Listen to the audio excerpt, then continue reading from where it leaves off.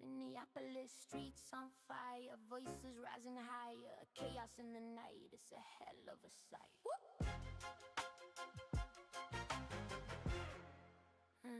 Citizens of the city won't bow down to the crowns, running through the block, tearing barriers down. These agitators think they run the land, but we stand united, fists in hand. You ain't no fucking police. In the heat of the moment, anger gets released. You give a fuck about anything. Fed up and done, we're pulling the string. We'll take the night, carve out our right.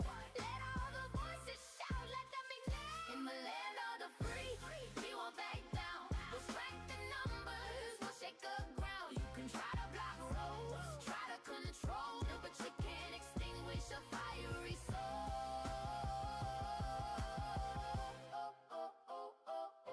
Beneath the moonlight, the battle lines are drawn. Every street corner, a new dawn.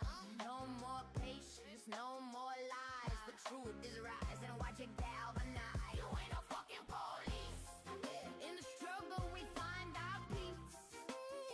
Don't give a fuck about anything. This is our voice, hear it ring. Ring, ring, stomp the pavement. Feel the vibrations, unleash the truth across generations. In the land of the free, we won't act down. We strengthen numbers, we'll shake the ground. You can try to block roads, try to control, but you can't extinguish a fiery soul.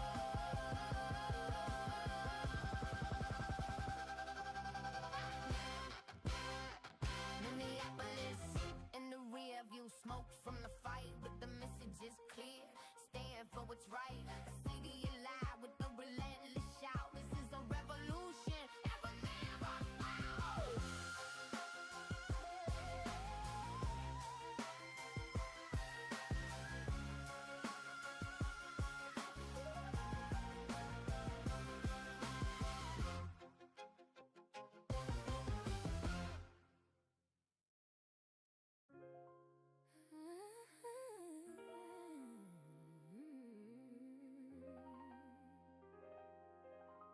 Yeah, it's wild in the Midwest.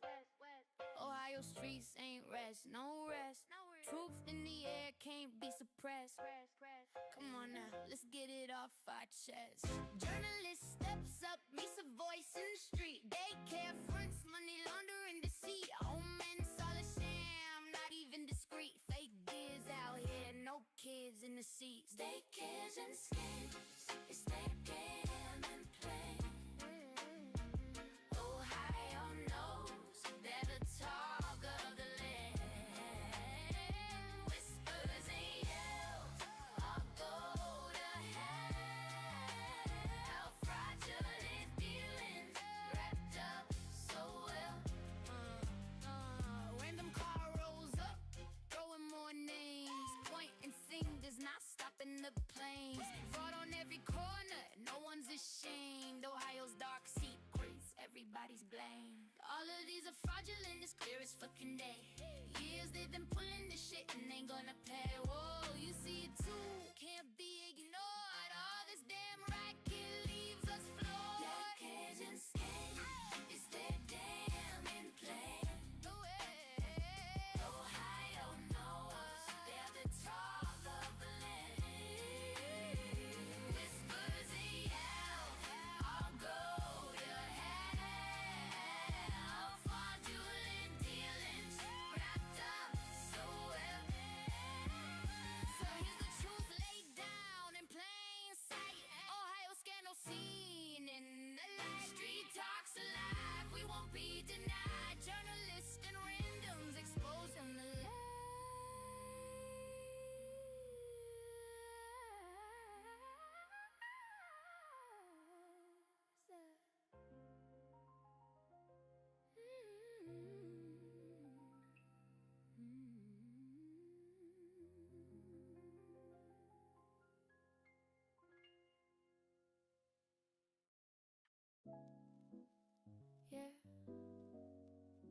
playing no games, no time for that schmooze. Time to cut the bullshit, time to light the fuse. Stop the nonsense right now, listen to the sound. Democrats and towers, though prices skybound. Ain't no Republican, I've said it loud and clear. Hold them all accountable, let them feel the fear. Stop dodging, stop diving. Time to face the cost. Where's the change we pay for? Seems like we're lost. Stop dodging, stop diving. Let's get to the truth. Can't keep playing games, we the living proof. New York run by blue, yet we're sinking low. Everything's high priced, how much further can it go? Taylor laws still binding, black families pushed aside. Chains of history tightening, time for an honest crime. Don't sidestep the issue, don't you fucking dare. We want action, not your constant hot air. The 1994 crime bill, man, lessons unlearned. Politicians with empty promises, let the tables be turned. Stop dodging, stop diving. Time to face the cost.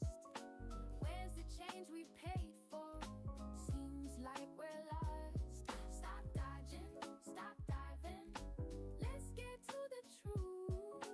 Can't keep playing games, we the living proof.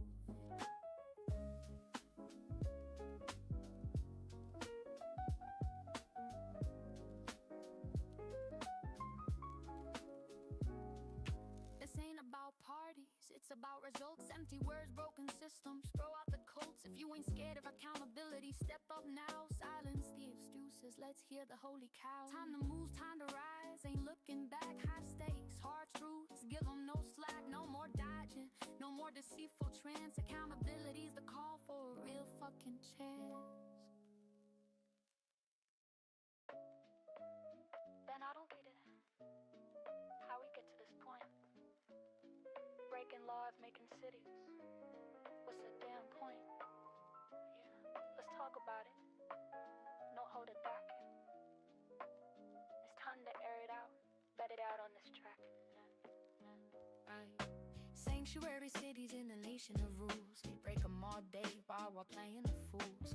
Federal laws, but the lines they just blur. They say yes, you can't, but fuck it, here we are. Can't cross the border, but they roll out the red carpet. Saying one thing, but they contradict, goddamn it. Doesn't make sense, these clashing visions. In no place where rules get twisted, fucked up decisions. People at the top wanna change up the game. Sick of the bullshit, let's call it by its name. Politics and lies, it's all the same fight.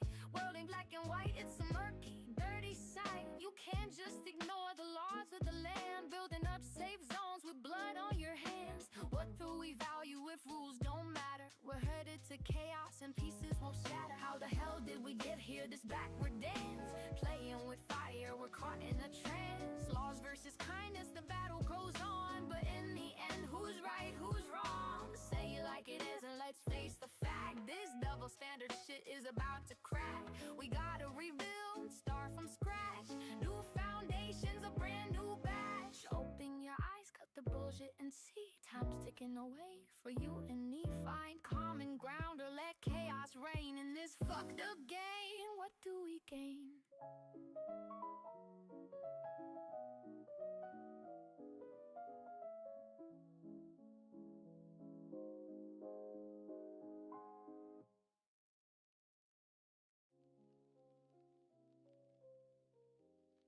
Yeah. We're diving deep, no holding back, no filter on this attack. Corruption seeping through the streets. Politicians can't be trusted. Sleazy bills and dirty checks. Oh man, the system feels busted. Billions vanish in the night. To hell with the shameless gains. Votes bought with stolen cash. This ain't no land of dreams. But the lies they spend, the shit they do. Crooked fucks they've got us in the stew. Crimes and chaos, it's all on show. Take back our power, let the truth flow. Look around, they flash their bins, don't give a damn for common sense. It's a circus, man, the way they thrive. Selling out just to survive. Minnesota's crying out, but those in power turn away. Fronting all their fake ass smiles, stretched in greed and decay. People rise, exposed to shame, can't keep silent, no, not anymore. Fuck the system that drags us down, we're kicking down the door. Fuck the lies they spin, the shit they do. Crooked fucks they've got us in the stew. Crimes and chaos, it's all on show. Take back our power, let the truth flow. Manipulators pulling strings, we see the shadows under your wings. It's time to rise. this land. No more deceit, no more price, tearing down this castle of ice. With every shout, with every cry, we'll rise up high, touch the sky. Yeah, we're taking over now, listen up.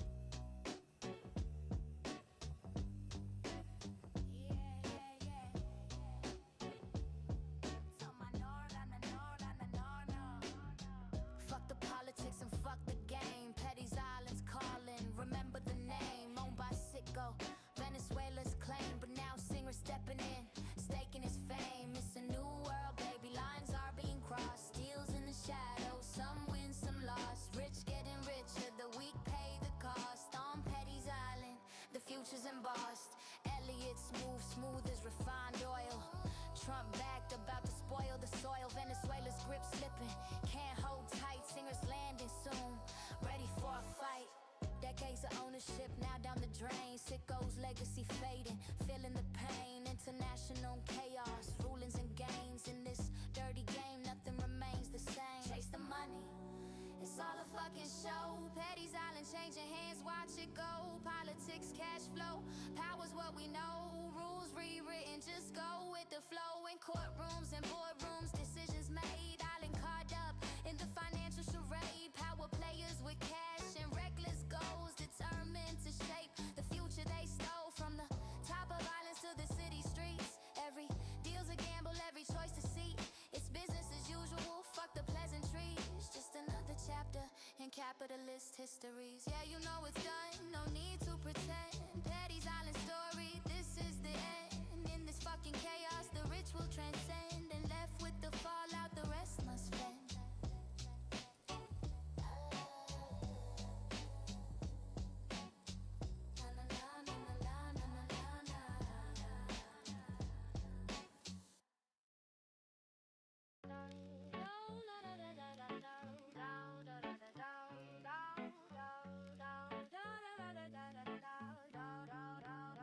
Yeah, we're coming in with force, no remorse, no hesitation. Packing heat, we're a nation filled with frustration. Fed up with the lies, the deceit is damn blatant. Time to storm the gates, let's test their patience.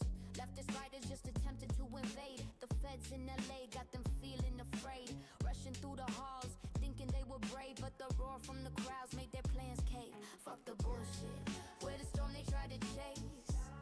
But hear the thunder and feel the rage running from the truth you couldn't face.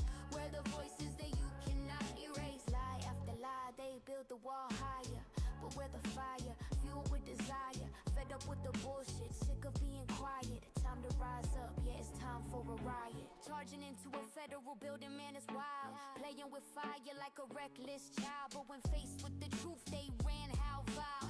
Freedom isn't free, it's a damn rough trial. Fuck the bullshit, where the storm they try to chase. But hear the thunder and feel the rage running from the truth you couldn't face.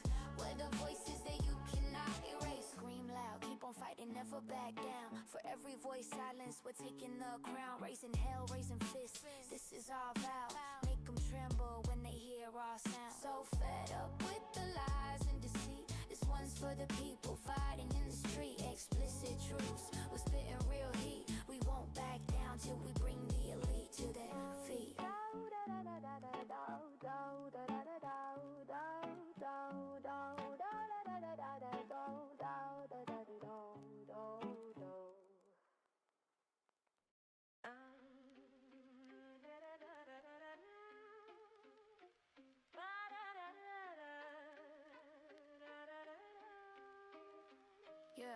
Yeah, fuck it up, let's go. We're causing chaos tonight, pissed off and fired up. Got no time for being polite. Liberals out here, fists in the air, ready to fight.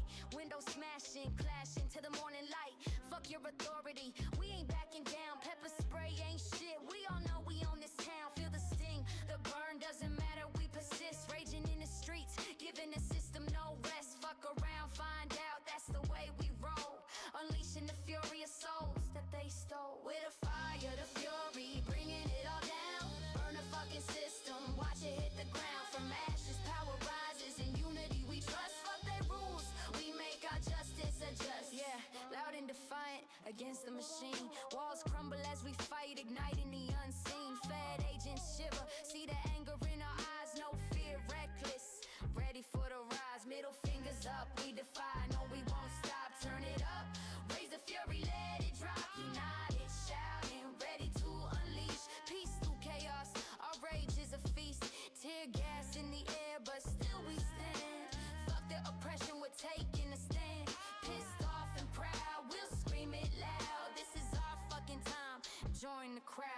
So fuck it, we march on through this endless night. Each step a battle, we hold the light. Echo the defiance, justice our relentless call till they hear us. We won't fucking fall. More fire folk, more fire folk, more fire folk, more fucking fall. More fire folk, more fire folk, won't fucking fall.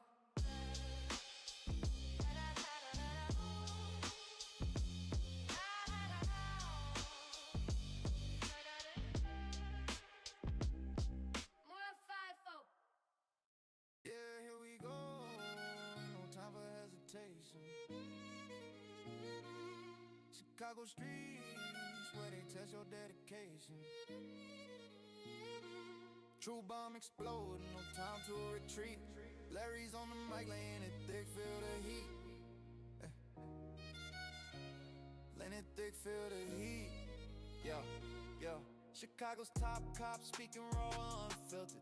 Taking on the chaos, keeping the city tilted. Agents in the field, put your game face on. No more playing around, this shit's real, bring it on. Radicals in the shadows, thinking they're slick. Larry's got a message for you, it's gonna click. Box them in with vehicles, hear the thunder crack.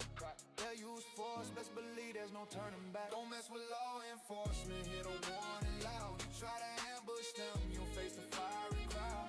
Chicago stands tall with the brave ice crew, protecting our borders, doing what they can't do. America's warriors standing strong, side by side. No open season, no heroes, we ain't gonna hide. Chicago's chief, dropping hammers all over the town. Courage on display, watch the criminals drown. When push comes to shove, patriots rise. Stand your ground clear, look fear in the eyes. Larry's got no time for games, it's do or die. Mess with the law, you'll pay, that ain't no lie. To the men and women, keeping borders tight. In the city of Chicago, they ignite the night. With true bombs dropping and courage on parade. Don't target the cops, they ain't the ones to be played.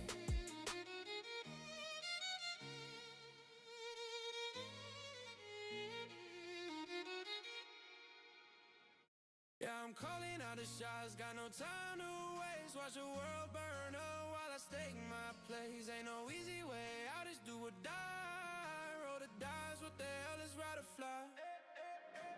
Fuck the politics, I run in my way. Got Greenland on my mind, no time for delays. Russia China creeping, but I'm ahead of the game. Gonna take what's mine, won't play the same. Denmark, yeah, I like you a lot, but this land ain't yours, not by a long shot. NATO's in my pocket, I made it thrive. Without me, that bitch wouldn't survive. We grinding hard, ain't no second chance. Gonna own the stage, make the whole world dance. Push and shove, we're gonna make the mark. Play the game dirty, light of the dark. Got a deal in the works, but don't cross the line. Cause we'll come at you hard, no more wasting time. I'm that kingpin, bitch, believe the hype. Cross me once you're out of sight. Can't trust them, got eyes in the back of my head. One wrong move, you'll wish you were dead. Game's tight, stakes high, now it's my call. When I say jump, they'll be tumbling like a ball.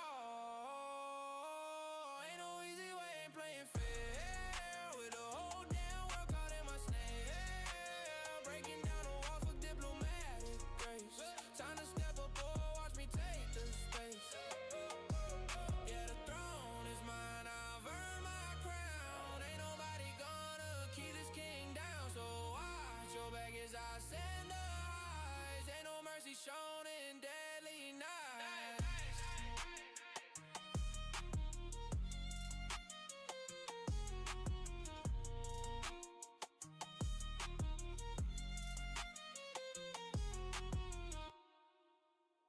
It's a crazy world we live in. Secrets always buried deep. Hidden tapes and faded stories I see, rising from the hidden creeks. But now it's coming out, and all these questions start to scream. What the hell is happening? Was it just a twisted dream? Yeah. In the shadows of the system, Eric Kirk takes a stand. In a world where power flickers and danger walks hand in hand. Briefing with the spooks in the shadows of the game, while the true that she was playing in the flame. What the fuck was going on? All these secrets left to right. What's the deal with Erica? What the hell are we got? Why don't we have the answers? Who the fuck can we trust? In the world running on shadows, silence turns to dust. Wake up from your slumber, do you see the truth unfold? Hidden in the trenches, these stories start to mold. But the more we dig for answers, the harder it becomes. In a web of deception, who's pulling all the strings? When do conspiracies become reality? When coincidence unravel and we see our destiny? We want the truth. No more lies, no more control, yeah. In a storm of secrets, let's uncover every soul, yeah. Yeah, maybe she knew too much, maybe she played the game, yeah. Could've fallen down a rabbit hole, never to be the same, yeah. Who the fuck placed her there? In the room of all the planes, was it just a stroke of chance or is something bigger at hand?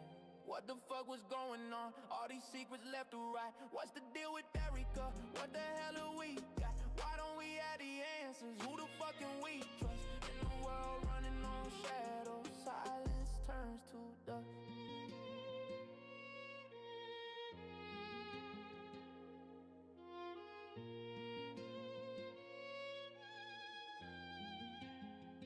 All these hidden tapes revealing what was never meant to be.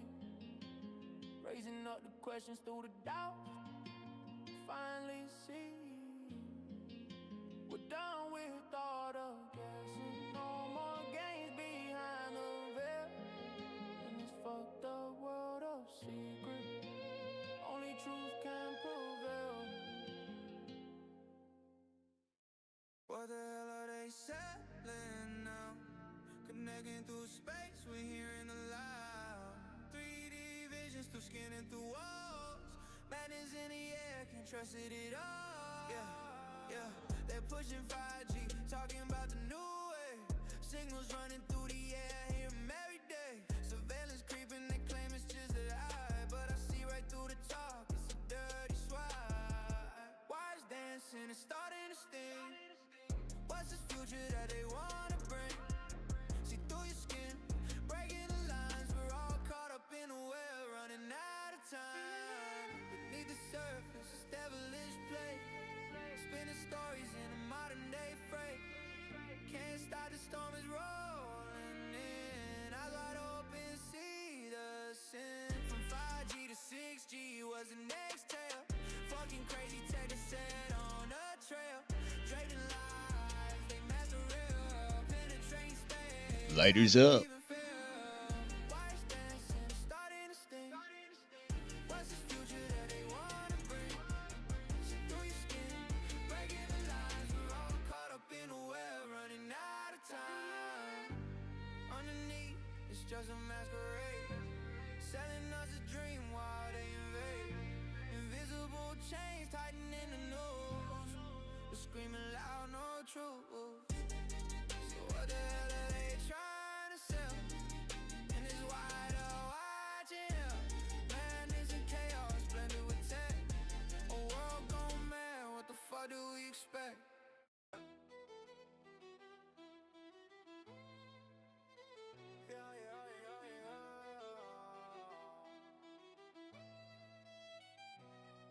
Strap in, buckle up, it's about to go down. Chaos in the jungle and the words gone round. Echoes in the night, whispers of a storm. Should've known, poke the beast, now you've been warned. Caught in the crossfires of a late night raid. Shadows move quickly, the rules have been laid. Guarded by the night, in the silence we creep. Thermal sights locked, we put your ass to sleep. Tech so elite, it ain't no competition. Flashing lights, slicing through the night, straight precision. Weapons singing songs, won't hear the last verse. Once it's set off, it's only gonna get worse. Tiptoe through the broken streets, watch where you step. Missteps cost lives, so don't hold your breath. This ain't a game, no time to bluff. You're dealing with giants, and we've had enough. Those that doubted, now they scrambling high. Promises broken and the truth's been denied. We move like shadows, no stone left unturned. Play with fire and you're bound to get burned. Wolves out the cage, it's a full moon night. You wanted a battle, prepare for a fight. Trumpeting warnings, but you laughed it off. Now you're running scared, feeling the cost. Rage in our blood, you can hear the heartbeat. This ain't just a warning, this is your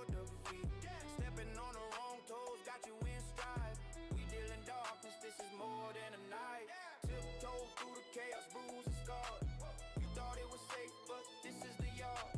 Strategize wisely, you'll get left in the dust. In the land of giants, it's survive or bust. Whispers die down, but remember the name. Tread carefully, you'll get caught in the flame. This ain't no story, it's the truth unleashed. America strong, if you don't know, just peace the fuck out. Yeah, let's kick it off with a tale so raw about greed and deception. Ain't no silent law. Got a snake in the grass, hidden inside of corruption. This ain't fiction, babe, this is real dysfunction. In the heart of Michigan, where smiles can disguise a treasurer they trusted, but damn, what a surprise. Tracy Cornick playing the game so sly. Underneath the surface ain't no alibi. Fucking with the money of an old frail soul. Ain't nothing too low when you're playing that role. Embezzlement in the shadows, hiding in plain sight. 10,000 stolen in the dead of night. When lies slipped away from the holding account. Dancing on a grave, cashing in on a mine. Transactions stacking up, made with such intent. Bills were sitting in the room, not one cent well spent. Cutting cold, eyes on the prize. Manipulation in the echoes of lies. From P to the Comcast, living way too large. Swiping from the helpless like it ain't no charge. Fucking with the money of an old frail soul. Ain't nothing too low when you're playing that role. Embezzlement in the shadows, hiding in plain sight. 10,000 stolen in the dead of night.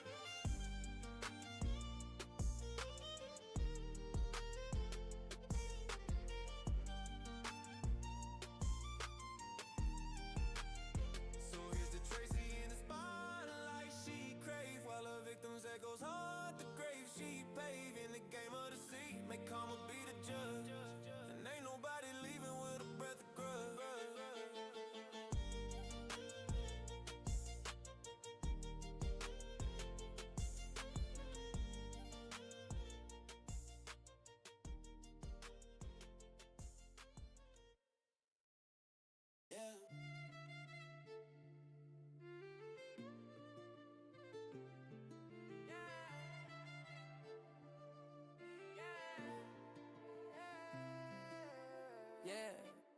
Ain't nobody gonna break me down. I'm living for my blood, keep my feet on the ground. I do know one thing, you don't care for your kin like I care for mine. Won't let this world win, I'm not risking my life for no strangers in the street. I got my own back, I got promises to keep. My family waiting, I'm their line of defense. I won't lay down for people who never make sense. Why risk it all for folks not even from me? I'm staying safe, I'm staying clear. If ice rolls through, they ain't catching me. I'm minding my own, living wild and free. What I look like, running out to protect people that ain't from here. I gotta reflect. They might be locals, hell, I still ain't been it. I pretend my own, that's how I keep it trending. I got folks waiting on me, need to keep that inside. In this crazy world, I need to do right. My family waiting, I'm their line of defense. I won't lay down for people who never make sense. Why risk it all for folks not even from me? I'm staying safe, I'm staying clear. In the city of Minneapolis, they calling on Christ, looking for trouble, messing around with the ISIS. But thank you very much, I'm not risking my ass for something that ain't worth the clay. Why in the hell should I hit the streets, bro? I just know you don't care, your heart's cold. I got my blood, can't have them on for me, so I live discreet, that's how it gotta be. I won't leave my child fatherless, no fucking way. I'd rather be here, watch him grow every day. I'm not defending fights that don't belong to me. Stand for mine, keep my family free.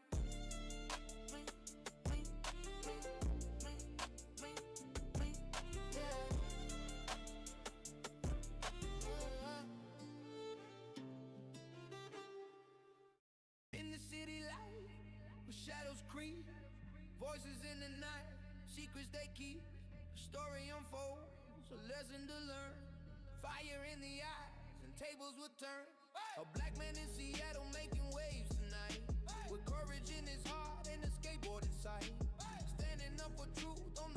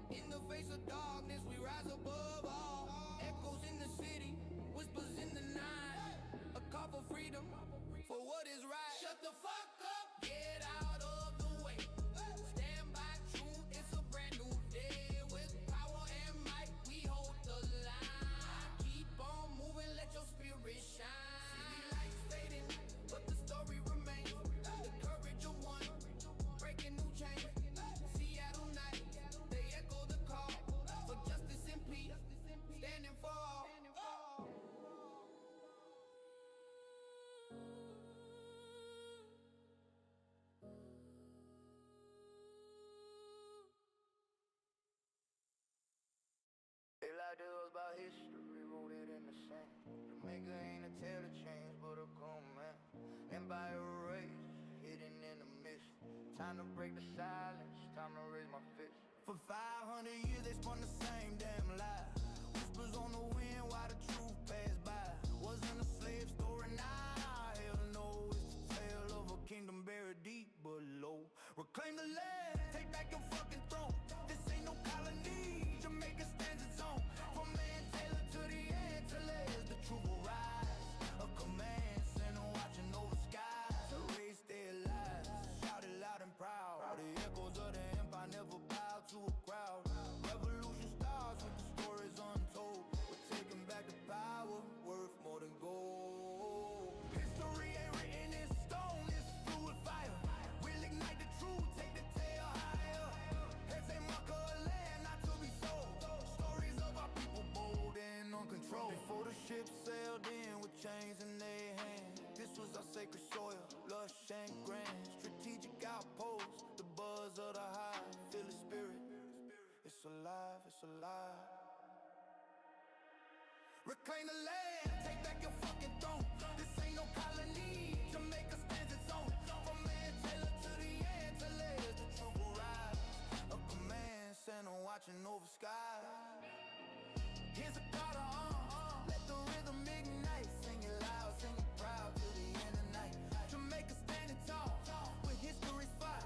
Empire reborn, things are on tight.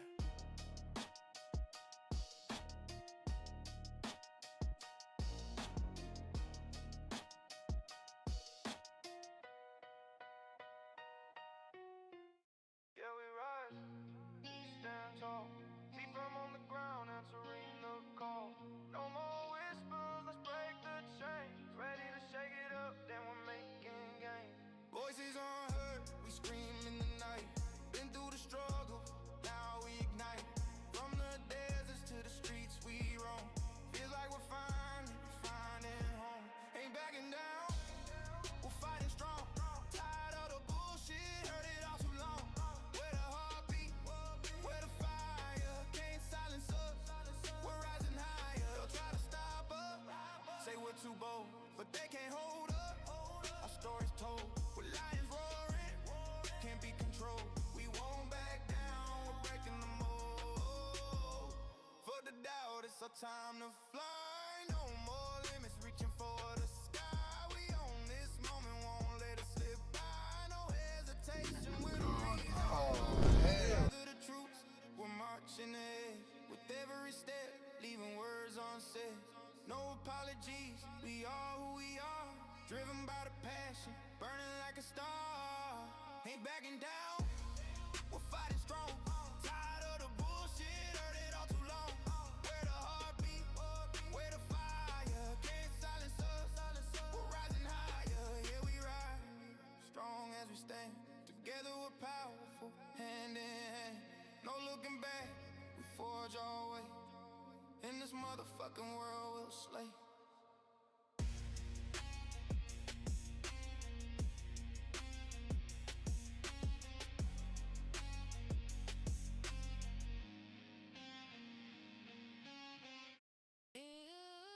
That's a fucked up trick. Had him thinking the whole floor fell out. He held on for his life. I wouldn't have been able to keep a straight face. I would have busted out laughing. City where shadows loom, lives intertwined and destinies boom. Streets echo with whispered tales of heroes, villains, wins and fails. Minneapolis streets ain't cold. Stories of heat, they're often told. An ice agent on his daily grind. Cross paths with fate, his mind aligned. Caught in a moment, caught in a twist. Life and death, they coexist. He stood firm, eyes ablaze against the threat. In the foggy haze, bang bang. The city shout, life ain't easy. There's no self-defense screams over the noise. A chaotic night for girls and boys. She tried to run, tried to flee. A desperate heart in close melee. The engine roared, hearts beat fast. A flash, a shot, life stark contrast. Split second, decision made. In the crossfire, justice weighed. A life on absolved. Questions remain, never resolved. Bang, bang. Hear the cries. Minneapolis, undisguised. Self-defense or brutal fight. It keeps us up on sleepless nights. In the city of dreams and dread, where stories are born and blood is shed. We'll remember the tales told bold of ice cold acts and streets of gold.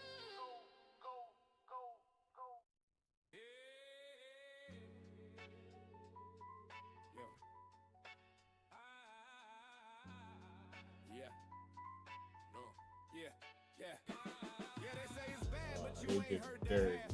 Washington State is a whole different path. Fraud and greed spreading like a disease. From the top to the bottom, ain't nobody pleased. In the shadows, a billion times worse. Money laundering like a hidden curse. Politicians shake hands, smiling with glee. But behind closed doors, there's treachery. They claim they care, but it's a fucking joke. Promises broken, leaving us broke. Panhandling power got us on our knees. Is it to clean up the blood? And the answer is no. So if you're, hitting someone with the bat, they're going to try to grab at the bat, and then they're going to try to pull it away from you, right? So you put a sock on the bat, so when they grab onto it, you can just yank the bat away, and then they're left with the sock, and you still have the bat. So it gives you a second chance to, continue doing what you have to do, so they don't use the bat against you. That's why you put a sock on your bat. Well then. So I keep getting the question, Sasha, why is there a sock on your bat? Is it to clean up the...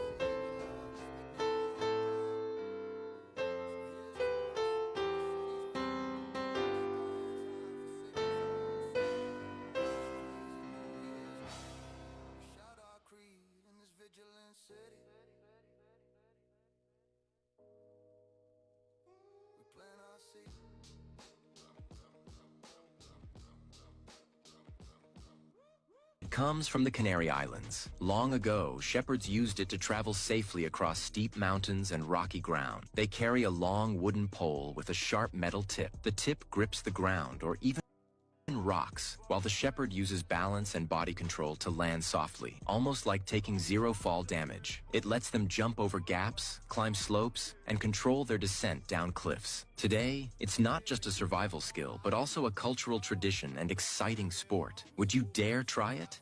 This amazing skill is called the Shepherd's Leap, or El Salto del Pastor, and it comes from the Canary Islands. Long ago, Huh? Where are you gonna go now? Well, you can't speed off by anybody now. You think you're better than me?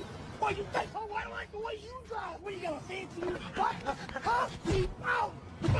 The trunk monkey, a revolutionary idea. All right, back in the trunk.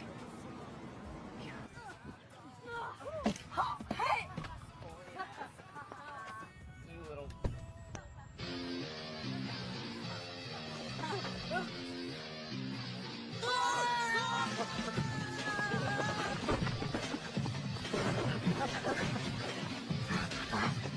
The Trunk Monkey. The revolutionary idea you'll only find one place.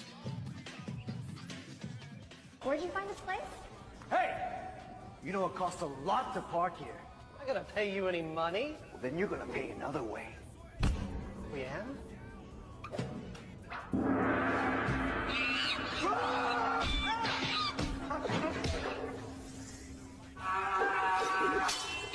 The Trunk Monkey Samurai Edition.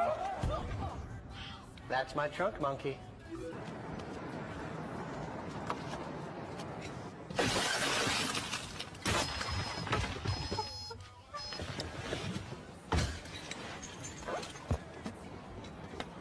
The Trunk Monkey Theft Retrieval System.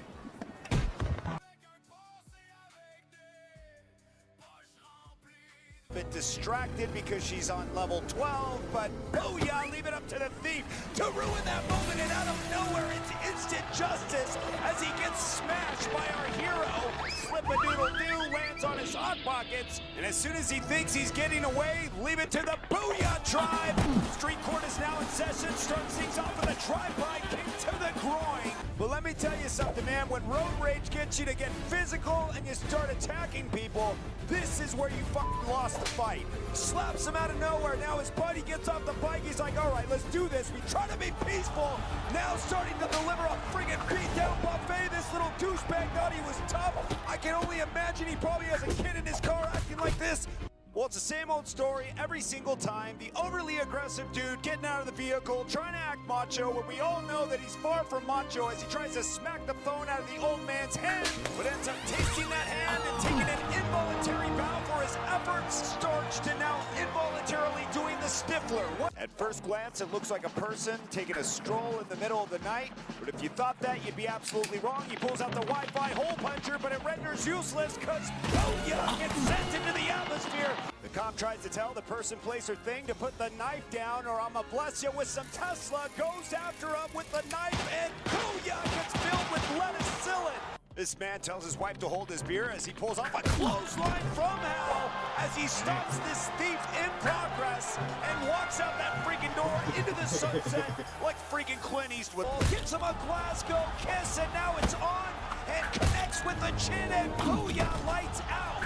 And one more for good measure as his brain locks out of reality. In most cases, third world countries aren't sending their very best, as seen here. A mental patient, booyah, takes one to the chin and collapses like a marionette puppet that got its strings cut. Welcome to the UK, where the government continues to import idiots like this. These so-called asylum seekers from Northern Africa ends up taking an elbow to the dome for his efforts. He tries to fight back with his frail Kit Kat bones, but now runs away like the little bitch he is. Well, if you plan on visiting Malaysia and walking up to somebody and hitting them over the head with your helmet, well, you better hope to God you knock him out, because now Jason Voorhees is coming back with his smile. He's like, you want some? And a couple of Goodfellas-style kicks to the dome. Welcome to Brazil, where this man is being arrested, but he's not going to go without putting up a fight. But he's also going to be sent to solid reminder that this ain't America, motherfucker, as he gets injected with a hot dose of lettuce silk.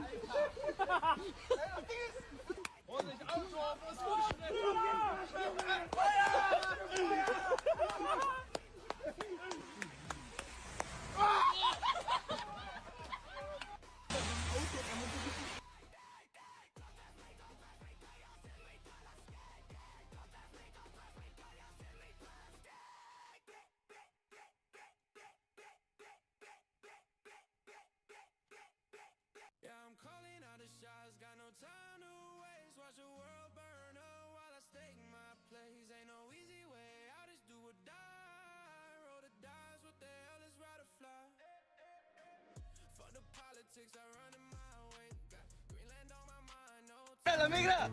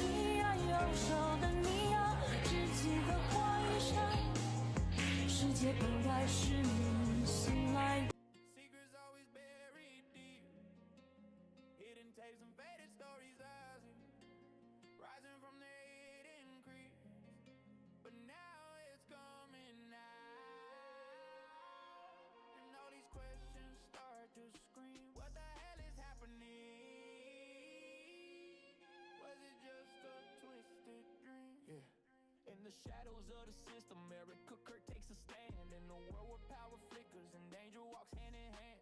Briefing with the spooks in the shadows of the game. While the world was clueless, she was playing in the flame. What the fuck was going on? All these secrets left around. Deal with them. What the hell are we? What the hell was that? Hey.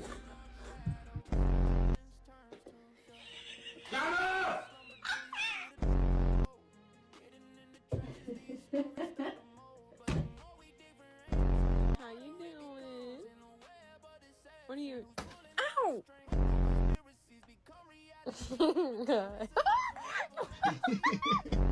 Hey, nuts. Pippin, no! Stop it!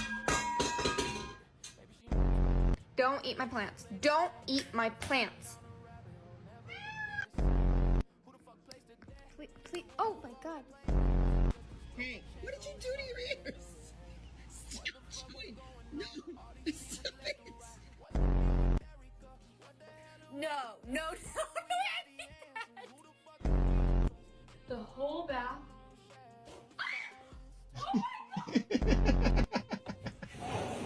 What's up? Oh my god.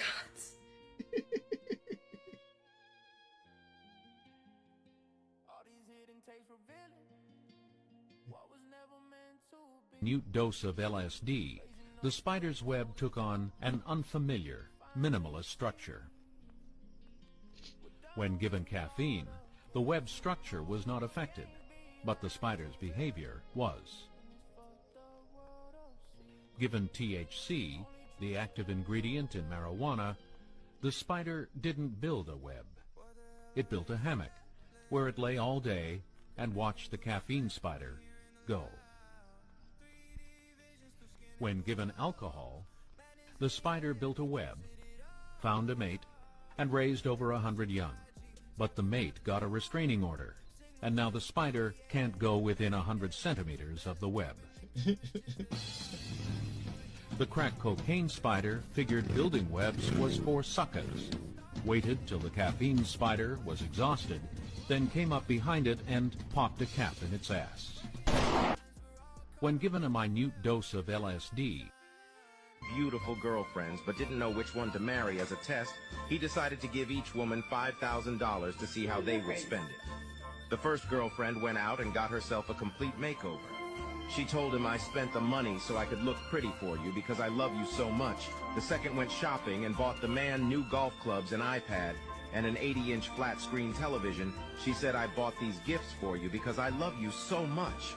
The third woman took the $5,000 and invested it in the stock market, doubled her investment return, $5,000 to the man, and reinvest to the rest. She said, I am investing the rest of the money for our future because I love you so much. The man thought long and hard about how each of his girlfriends had spent the money, and then he decided to marry the one with the biggest tits.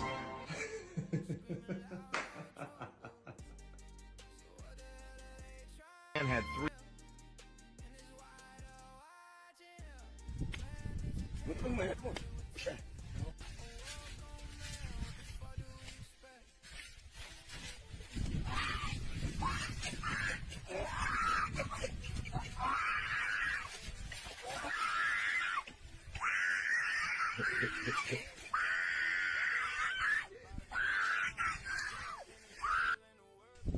That's what your stupid ass get.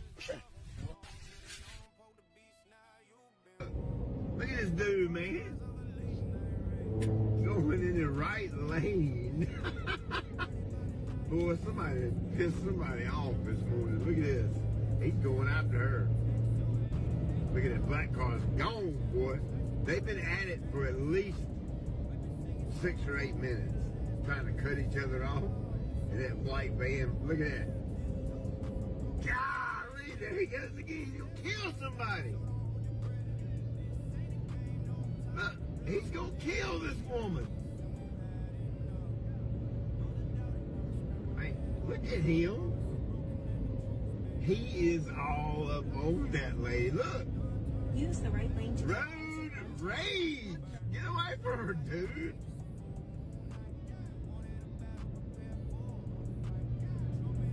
I'm running 100 miles an hour right now. I didn't even realize that. Look at him. Look at this dude. He has lost his... Look, she just threw a cup of... She threw a drink can out the window at him. In 2.9 miles, turn right towards onto I-4 Uh-oh, that's what happens. Oh, snap. Get him. Get him. Hold back the law. Yeah! Yeah! Get him, baby! Tear his head up! Woohoo!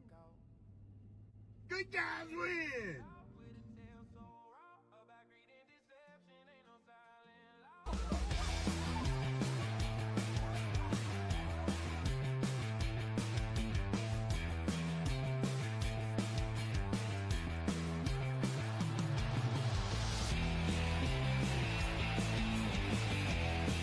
It's a fucked up defense.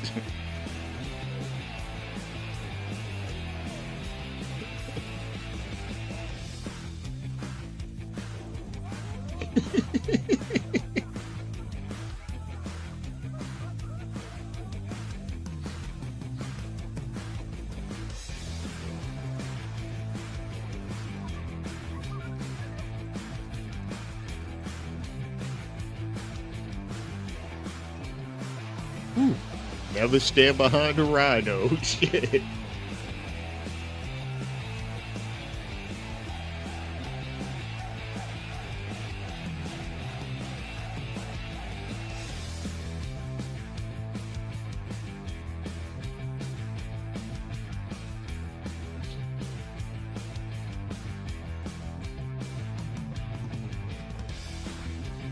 Hippo, my fault.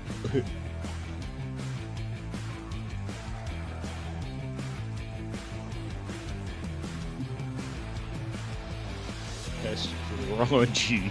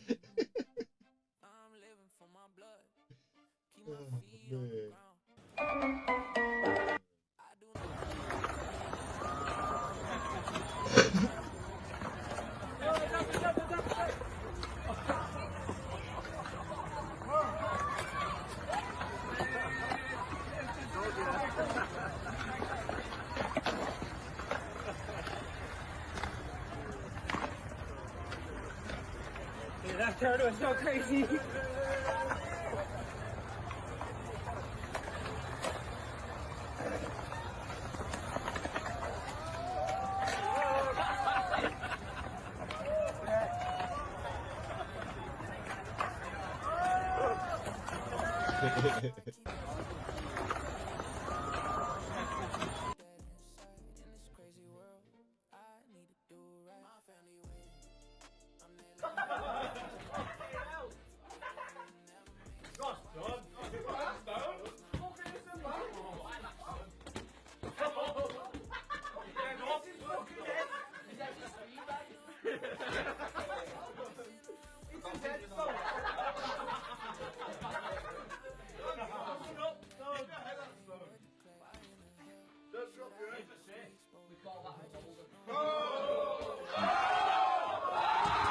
Follow Fights Bro for more videos like these.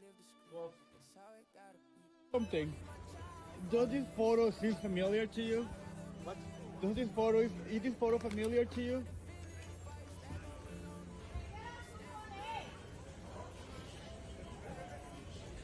That kid right here, it's me. I finally found this picture from. You're my dad. I finally found you. I've been looking years and years trying to reach out to you and trying to look for you, and I thought. Take this back. This is a joke. Listen, I ain't got time for this, sir. I got you a thing for your father. That's enough, all right? Justin, right? Are you Justin? Yeah. Why? Justin, you're my dad. This is me. This is us. I've been looking for you for years. What's your name? Huh? What's your name? Alex. Do you remember Lucia? That's my mom. I don't know. When I hear Lucia's name, I light up. Are you really my son? My mom is not longer here. Can I get wait? I just wait. Can I give you a hug? Yes. Can I give you a hug? Yes. Come here. I think this is the best Christmas present I ever got. Oh my God! You gotta be kidding me. Oh my God! We gotta make up for lost time. You're 24 now.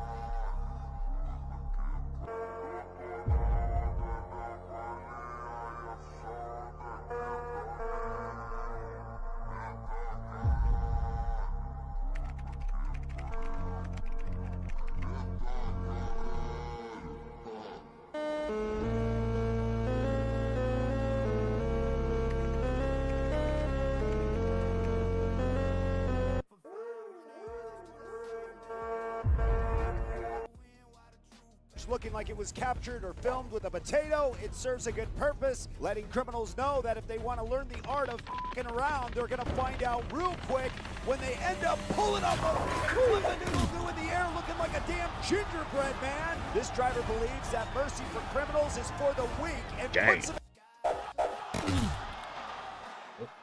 Well, other than this footage looking like it was. How you can tell they got gator in that water? So you go come down a little more. Come on down to the water, you know. Any body of water, it don't matter which body of water it is, you just go to that body of water. And this how you go know. You grab that water like that, and you pick up some and you do like that. If that water wet, it's got gators in it. That's how you know they got gators in that water in Louisiana. How you can tell they got gator in that water. So you go come on down. We them holler boys, holler if you need something done. Oh, now you're both in there. Holler if you need a chip on a shoulder or a hand with a loaded gun. We them holler boys, holler if you needed something done. Holler if you need a chip on a shoulder and a hand with a loaded. We them holler.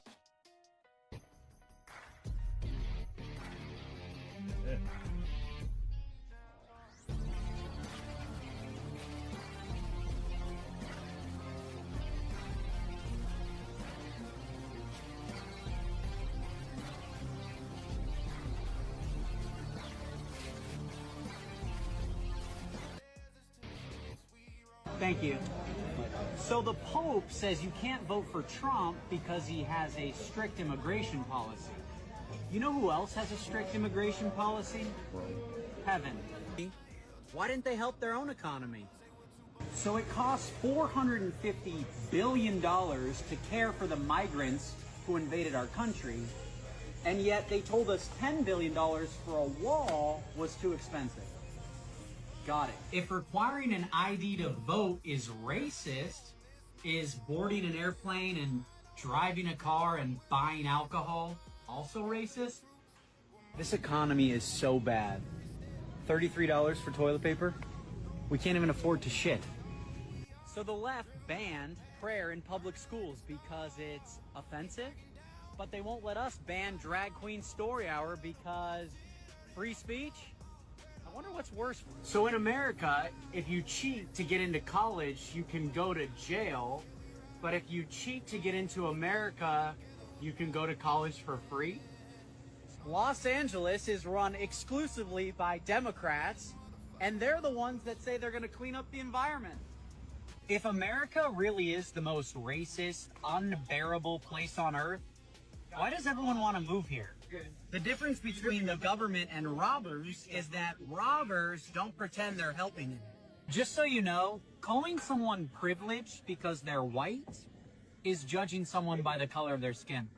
So a man who doesn't want to take care of his kid is a deadbeat dad, but a woman who doesn't want to is pro-choice? Got it. So a mother can abort her baby if she doesn't want the responsibility, but a father will go to prison if he doesn't want the responsibility. Interesting. We live in a time where intelligent people are being silenced so that stupid people won't be offended.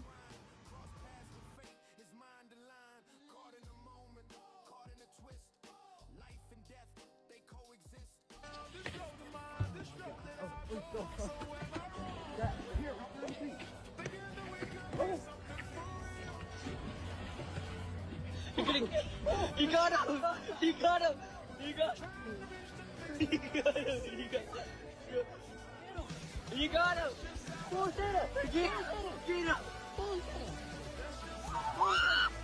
I'm walking down this road of mine, this road that I go home, so am I wrong?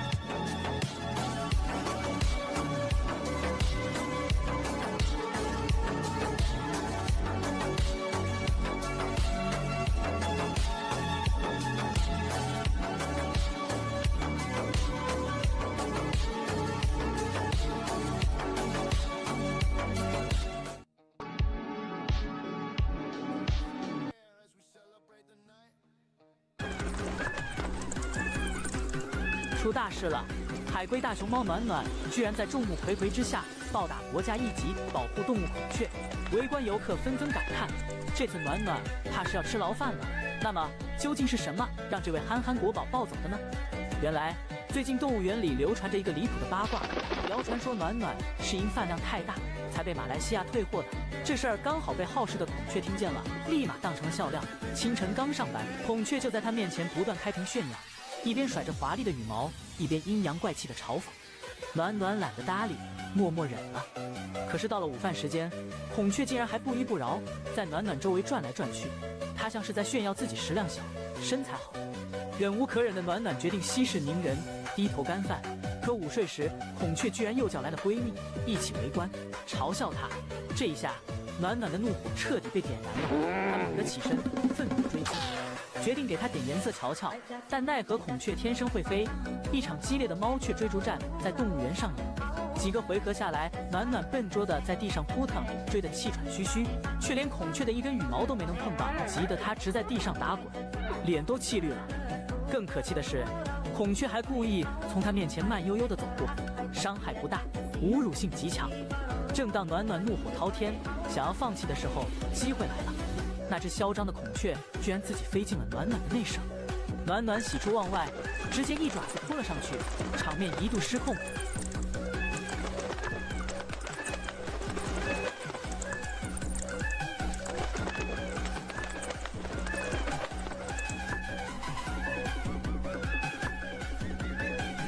等战斗结束，暖暖拿着一根孔雀羽毛，露出了心满意足的笑容。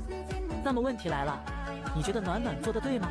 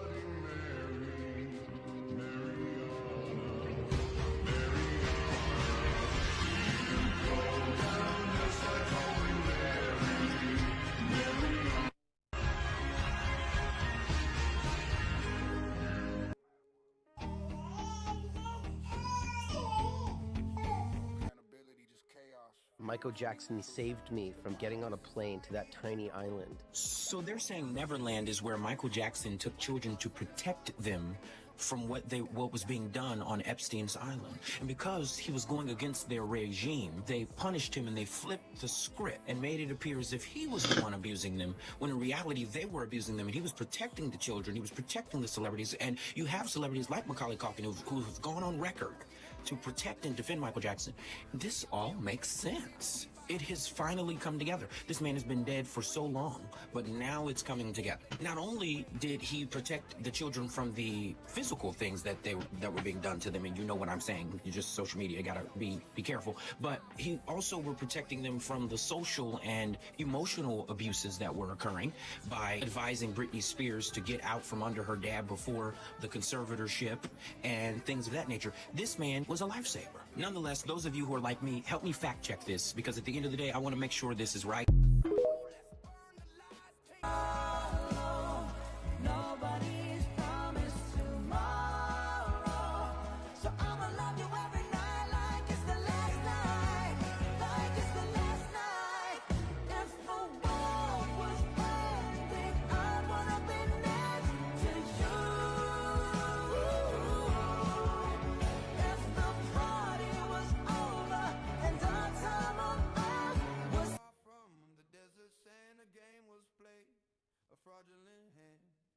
Money ran like rivers wide in the shadows, where secrets hide in the heart of man. The scheme began, a business run with a hidden plan.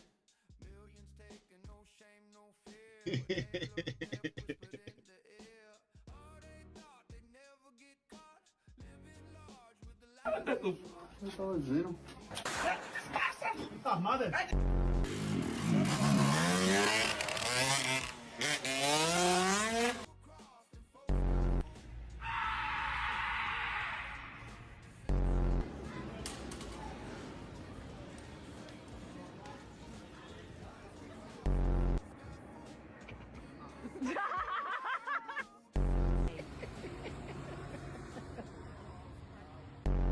Pump and pump oil.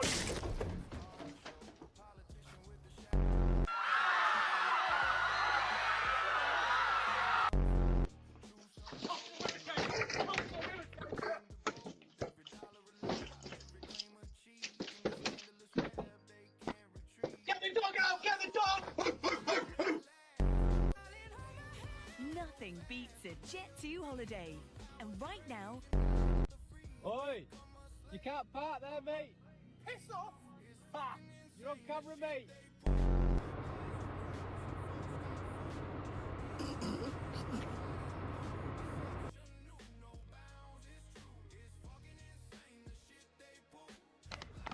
Get down on the ground! Put your head behind your back! Get down on the ground, you're gonna get paid! Get down on the ground, or you're gonna get paid! Get down on the ground. Put your hands behind your back, you're under arrest. Take. Put your hands behind your back. Take. Put your hands behind your back. Hey. Now! Put your hands behind your back. Hey. You're under arrest. Hey, you bitch. Hey, you bitch. Oh, you guys are.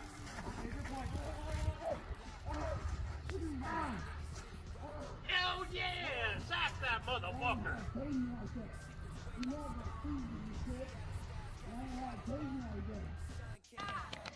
You don't have to tase me like that. Oh! Oh! Oh! Damn! Double face! Oh my god! Oh my god! Damn! Shit! Oh!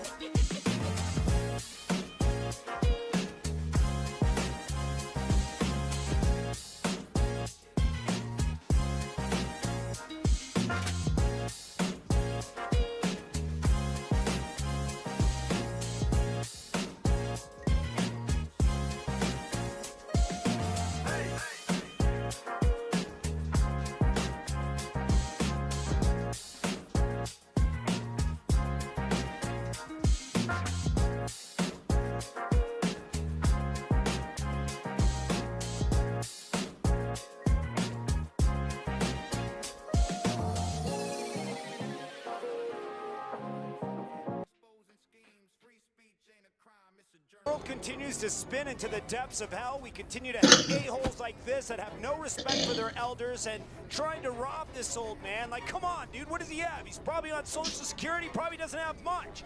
And of course, leave it to the hero that walks up out of nowhere and realizes what's going on and snaps his neck back like a human Pez dispenser, now involuntarily throwing gang signs from the ground. It's videos like this that continue to reassure us that there's still good-natured people out there, like Kyle out here, who was walking up and realized what the hell was going on. He saw Chaz was trying to rob this old man. He's like, hey, wait a minute. What's going on here? You need some money or something? You hungry? How about a knuckle friggin' sandwich for that journey you're about to take into Goo Goo Gaga land while involuntarily doing the robot? As the world continues. Down Long Beach now, making another westbound turn here, finding another gas station. Might be the same one. He must be low on gas. Driver stepping out of the vehicle. And he's dropped it right here. Banning. Oh, he's going to get gas.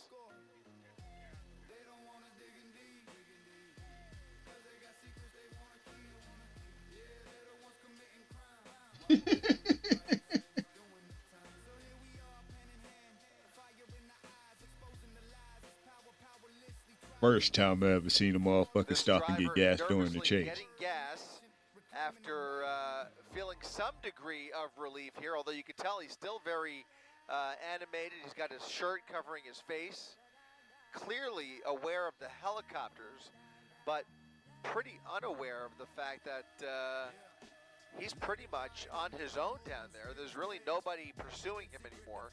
All of the law enforcement has pulled off. LAPD has abandoned this pursuit. California Highway Patrol has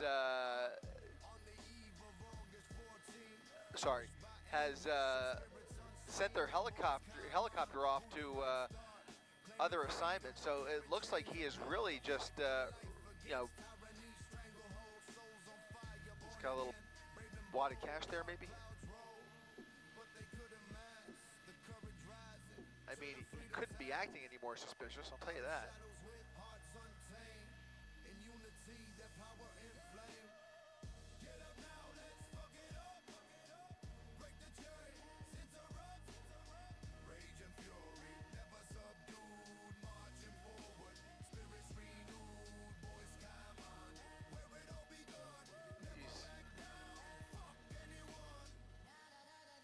He's just dropping the drop.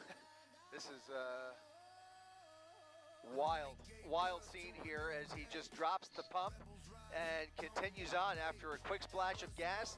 Now back on the run here, but there's nobody behind him as he continues to drive like a maniac through here.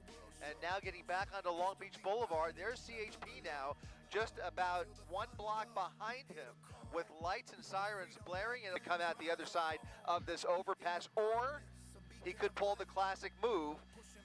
There he is. He's coming out the other side. No, that's not him. He is now underneath. He's out. He bailed. He's out. He pulled it. He bailed under the freeway, and the vehicle is rolling.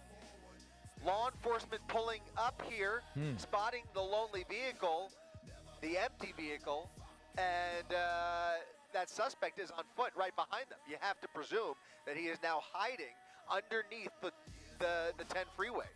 And that vehicle just rolled into a light pole, and the pursuit is over, and now it becomes a manhunt for that suspect, that driver who pulled maybe the smartest move of his night underneath the 10 freeway, just dumping the vehicle where he was out of sight from law enforcement, out of sight from the helicopters, and gosh, if he walks away from this, I tell you, this was a wild one, Mark.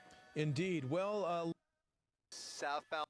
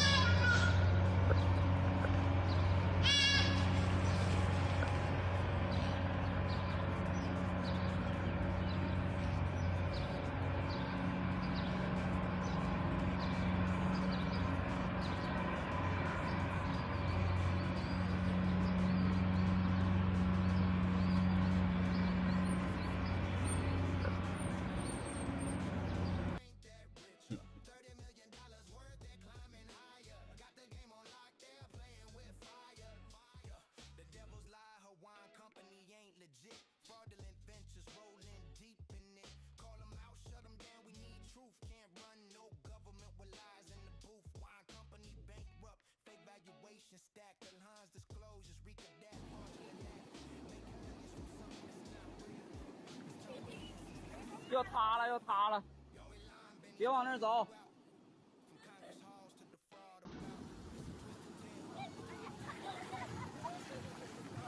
哎呦！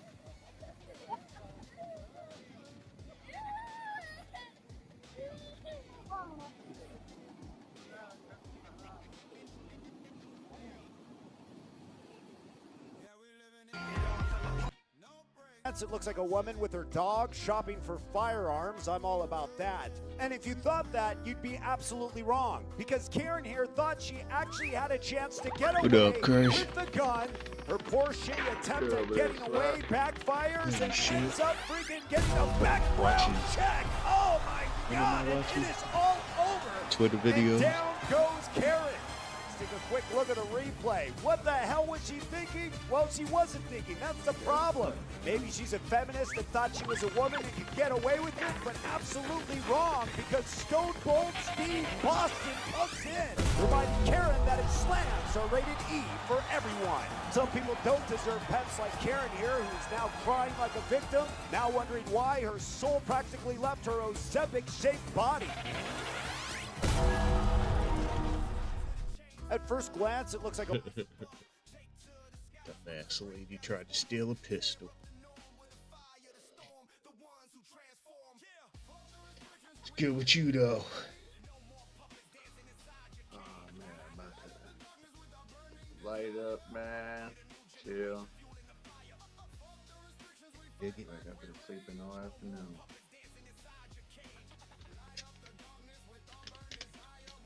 I'm not chilling. The Blizz just got rolled up.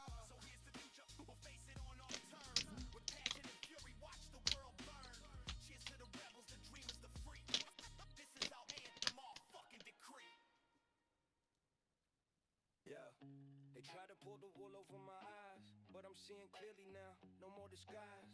The truth's out, can't hide it anymore. Time to settle the score, even out the floor. Somali scam artists, yeah, they dropped a nuke. Took our money like a joke, it's time for the review. While we struggle with the bills and chillin' luxury, claiming our hard work, life ain't what it used to be. Damn, they paid us good, can't afford another kid. The child care funds, yeah, they slid in they head. We pay for their mansions, damn, that's the truth.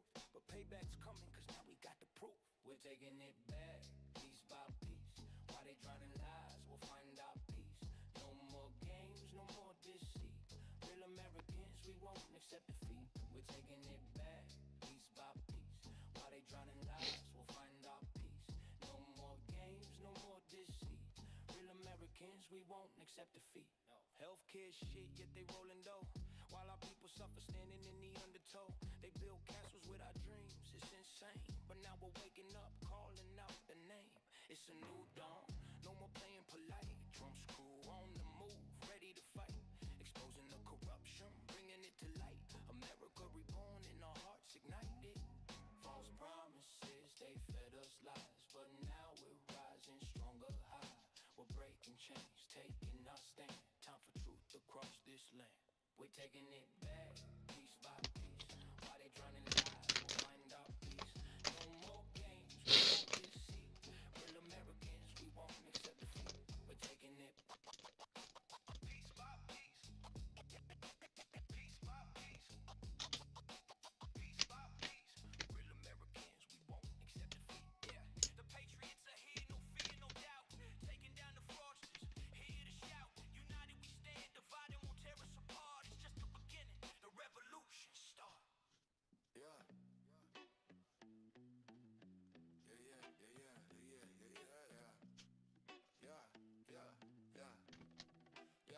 Yeah, we bout to break it down. No holding back in the land where dreams collide.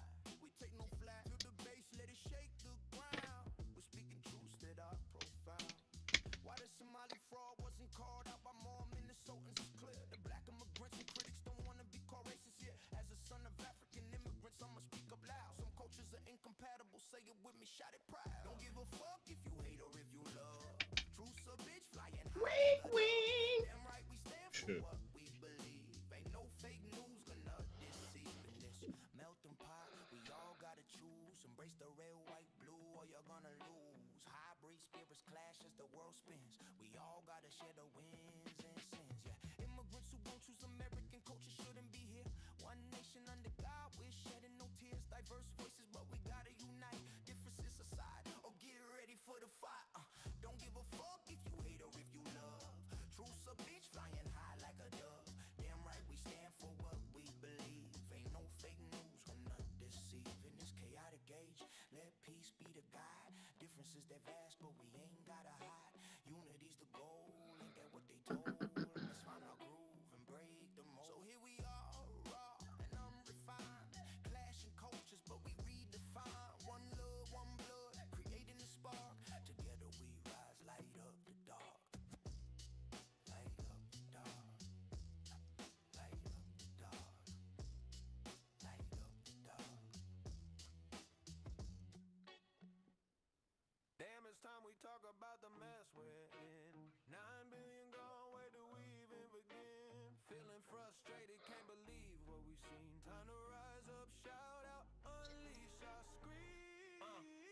walls. What the hell did you do?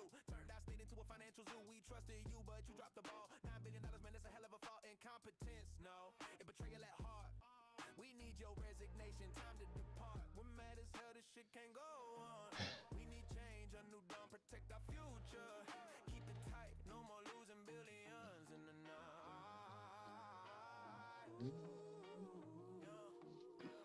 Minnesotans work, top of that cash. Now it's gone all in a flash. Where's the accountability? Who's to blame? It's time for you to answer. Feel the flames. Look around, it's the money you spent. Hard-earned dollars, not a stint and bent. No more excuses, no more lies. Time for the truth, no more alibis. We want leaders who give a damn.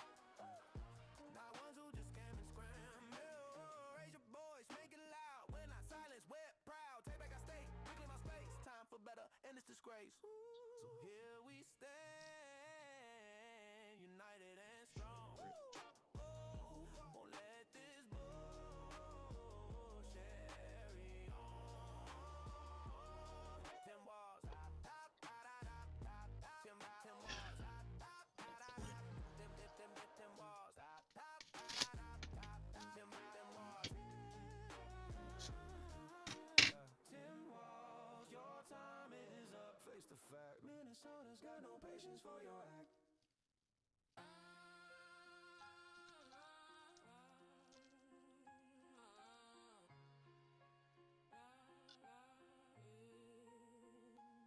Fuck the drama, we rise above. Cut the bullshit, we ain't showing love. Out here playing games until you're in the crossfire. Now you're out in low, burned by Good old rolling papers. Never let me down. Nah, my Blizz ripped right when I was finished rolling it.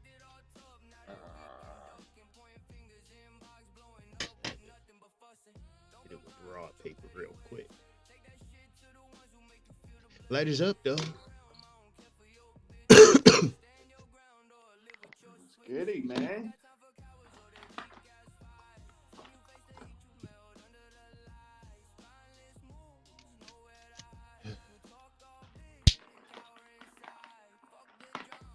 Nicotine blood. Nicotine blood? Okay, then. Chill.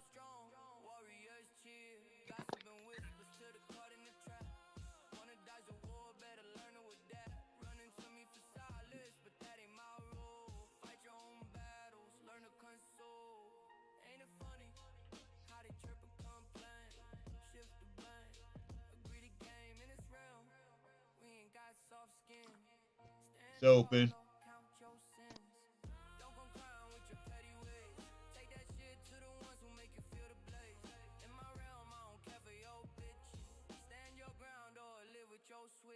Fuck the drama, rise above. Leave your bullshit, embrace the love. No more hiding. Step into the fire. Rise with power. Lift yourself higher.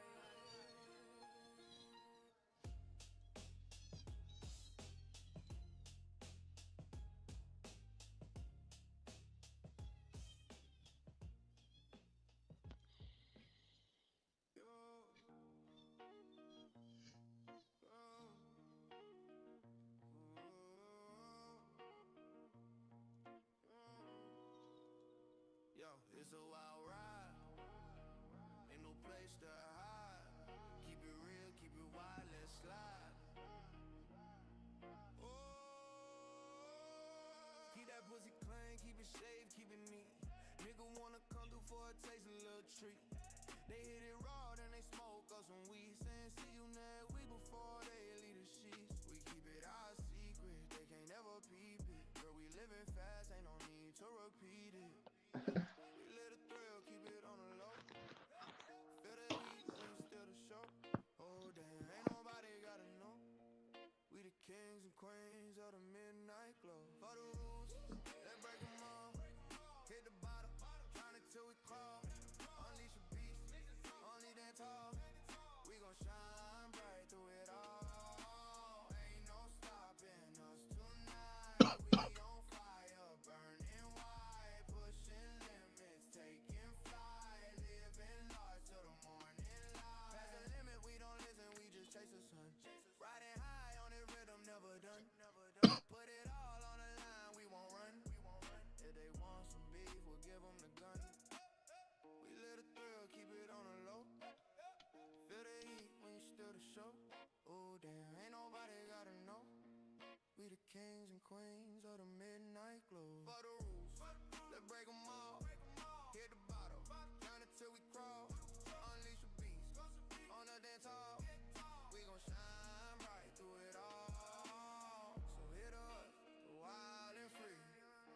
nobody do it like you and me.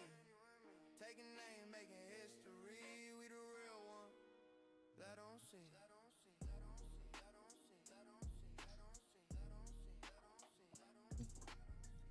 Moosey? Sure, why not?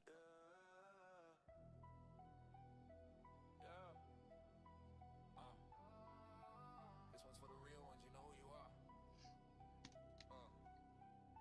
Remember who was there for you when you ain't have shit, not even a clue.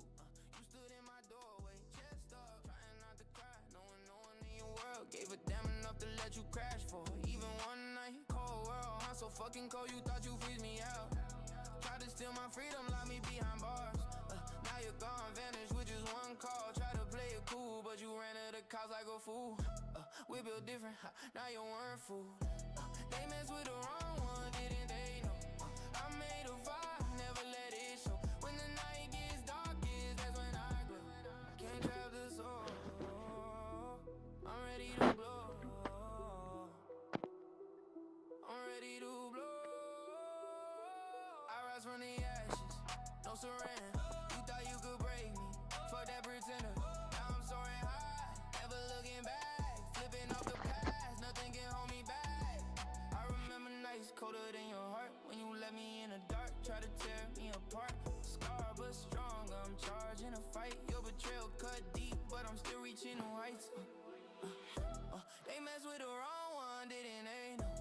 I made a fire, never let it show. When the night gets darkest, that's when I glow. Can't trap the soul, I'm a beast on leash, games.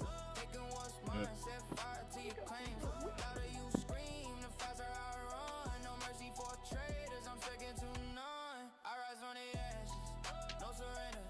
You thought you could break me, fuck that pretender. Now I'm soaring high, never looking back. Flipping off the past, nothing can hold me back. Oh, yeah, remember this. You say?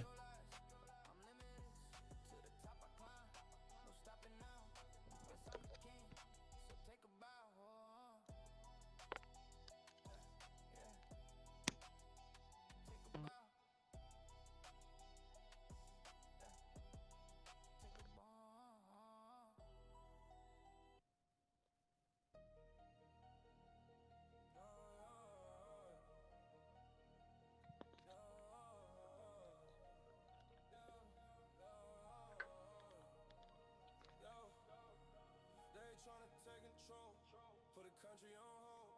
Feeling lost to the masses, watch the truth unfold. They got schemes for days, tax money's a joke. Taking over the system, tryna make us broke. It's a power play, they don't wanna see us win. Building empire, keeping us pinned in. Voting blocks, yeah, they know the game. Messing with the balance, put democracy to shame. Look at Minnesota where it all went down. Somali voting block, putting Omar in the crown. Used to be no Somalis, now look again. They flip the script like it's nothing from. Danger here is worldwide too. UK, Europe, Canada don't have a clue. Australia, New Zealand, they play the same. Tune in, wake up, ain't it a damn shame? Time to take it back. Raise all the stakes, expose all the lies, eliminate the fakes. We see what you do, and we ain't blind. We're coming for what's ours, but still in the night. We won't stand down, we won't let it go. Fight for our rights. Juicy. Motherfucker ain't got no gloves on, no mask, nothing. Hell. Juicy. You can keep that. See what they got for Indian street food.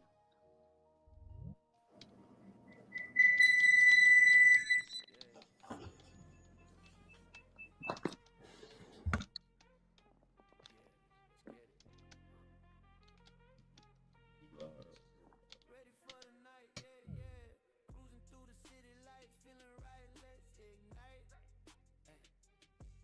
Your body next to mine, damn, we take flight.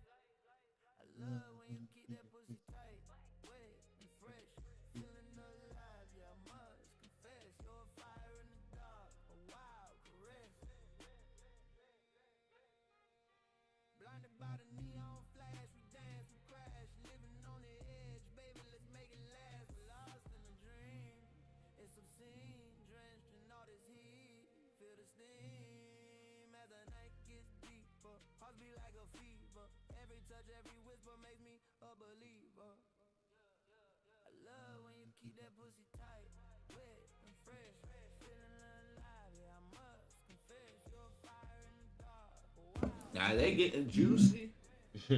Oh, what is she doing? They doing all this for TikTok, ain't they? Yeah. Yeah.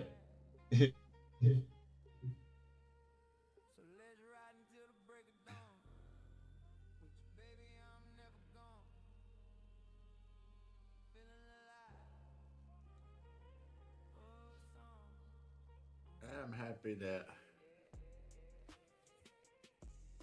I wasn't born in a third world country.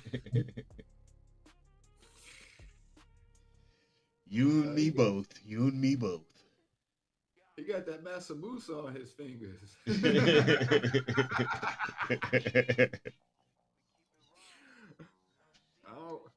don't think I want to eat any of that massa mousse. I don't want nothing that's this close to anybody's feet, man. Way too close. Like, bowl right there, they cook it right there. I don't even know if he got any shoes on.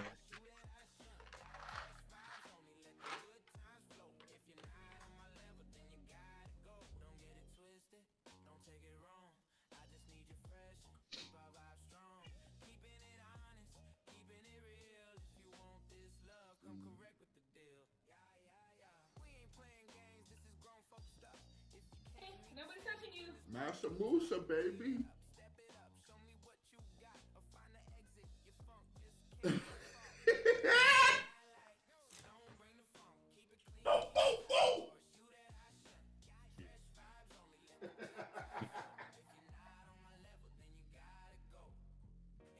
about to make me massa mousse, man.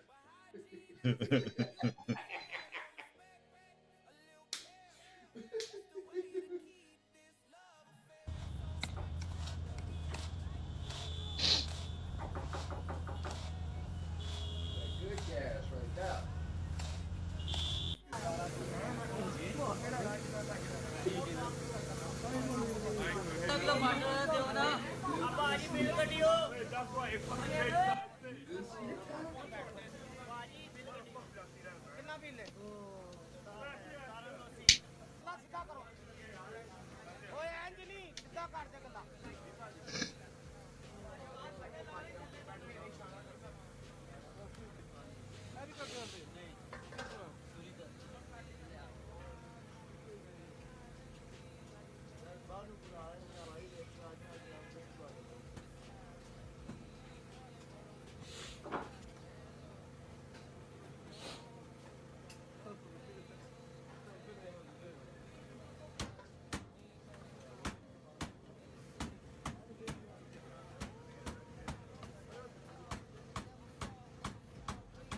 You could have did that from the start. Crisping nicely, brother. Give me a minute. Pressing with your foot? That's how it stays flat. Hands are busy flipping. Okay. Here, hot and ready. Masala on top.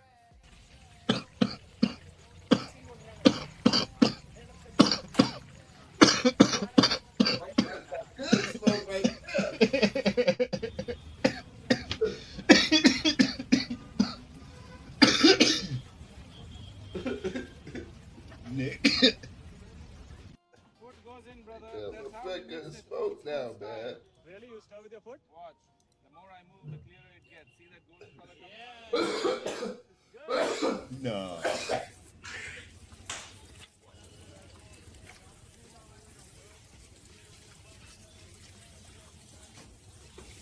Bro, this would shut down New York in 5 seconds.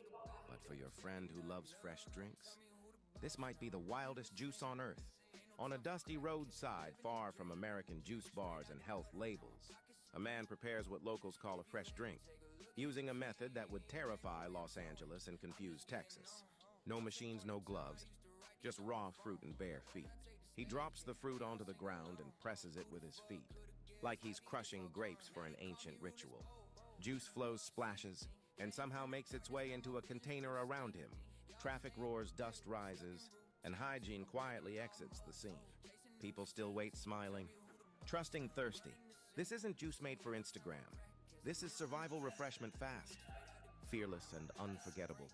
For your friend who loves fresh drinks, this might be the most unhinged fresh juice documentary moment ever filmed.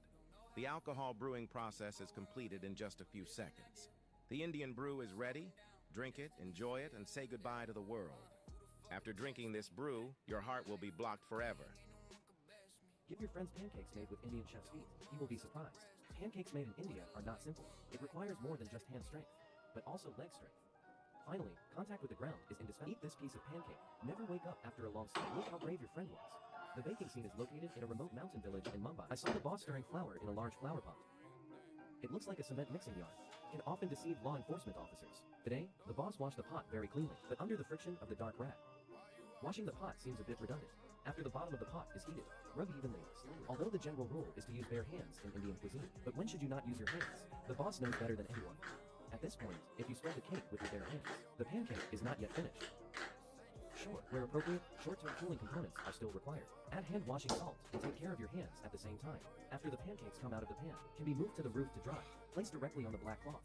Open each cake one by one. Spread on black cloth. Let it absorb the basic element of the ground. Black fabric absorbs the essence of the sun and moon. Take the essence of heaven and earth.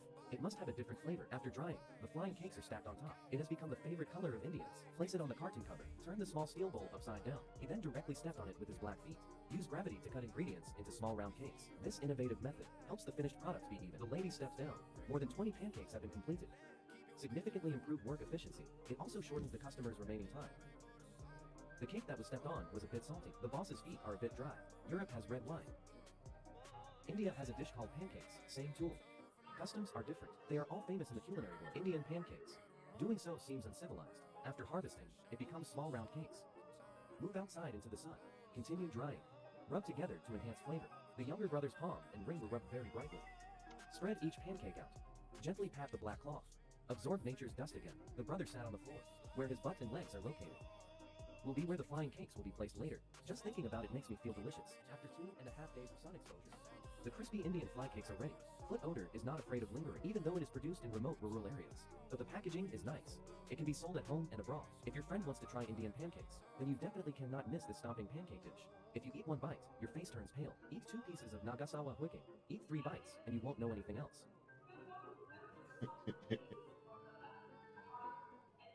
Welcome to the only juice factory in the world where shoes are strictly illegal. This process starts when workers collect cashew apples. They hunt for the fruit on the jungle floor and carry it back in plastic buckets. Every single apple must be denutted by hand. It's a tedious job, but someone has to separate the snack from the drink. Now the heavy machinery arrives. He uses a stick for balance so he can drive his full body weight into the pot. It adds a distinct footy's flavor, but the feet aren't enough. This man steps in to squeeze the last drop of soul out of the fruit. He binds the pulp into a tight cake and crushes it with a heavy stone to maximize the yield. The juice runs into this green swimming pool. The man climbs right inside to scoop it up, ensuring the liquid makes full contact with his shins. This guy takes that extracted juice and pours it into the final distillation pot. Be careful not to spill a drop, because this stuff is potent. To cook it, he seals the lid with a snake of wet mud. If this pressure cooker explodes, the whole village is going down. As the pressure builds, the system has to purge the waste. A stream of hot, brown sludge shoots out of the pipe to clear the lines before the magic happens. Finally, we get Fenny. It smells like fruit, burns like gasoline, and could probably power a small car. Would you take a sip, or do you prefer your drinks without the extra toe flavor? Yo, guys. If you believe, bro, I've been hearing a lot lately that I need to go back and watch Doctor Strange versus Thanos. When they cooking with their feet. Why? They cooking with their feet, and it's like they serve your food on a leaf. On a leaf? It's the fight scene. It is. If you watch it in slow-mo, it is pretty epic, man. Thank you, Riley. After reading the comics and realizing like what each stone does and Fresh paratha, bhai. Doctor Strange's abilities, man. The butterflies. Seeing like seeing an attack made of dark matter exploded to butterflies and actually understanding what that means now, because just in the movie it was just like, what the hell? He just turned some blast into butterflies. Did he just go woke? Like yeah,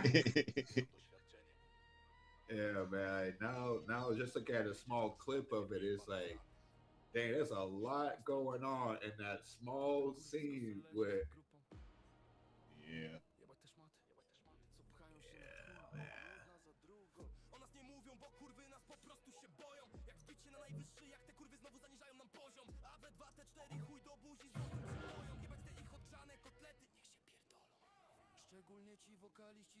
Motherfucker is cutting meat with his feet.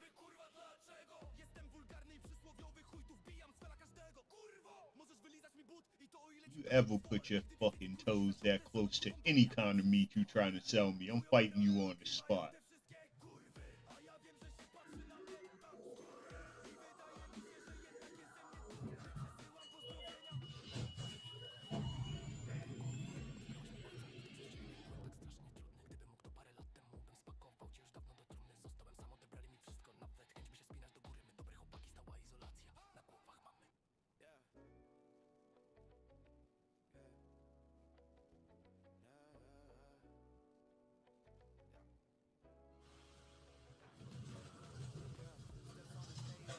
Your beef. Like, why? Who? It ain't no fucking way. It's the real definition when they say ground beef. Because his feet on the ground and he cooking your beef. Like, why? Who want to eat something like this? Why is this even something like a thing? Just don't get it, y'all. I'm lost for words. So you have this place in India where a nigga is cooking burgers with his feet. And people are standing around and they want it, y'all. Look at this.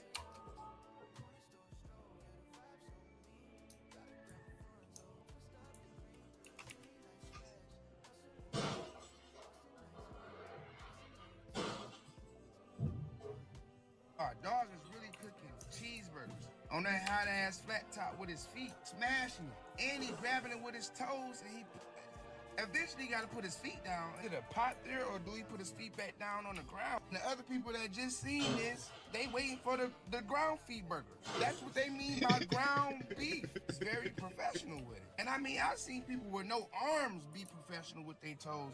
Dog is professional. He have his arms. Why? How is this, or why is this something for, like, do it cost more? You got toes.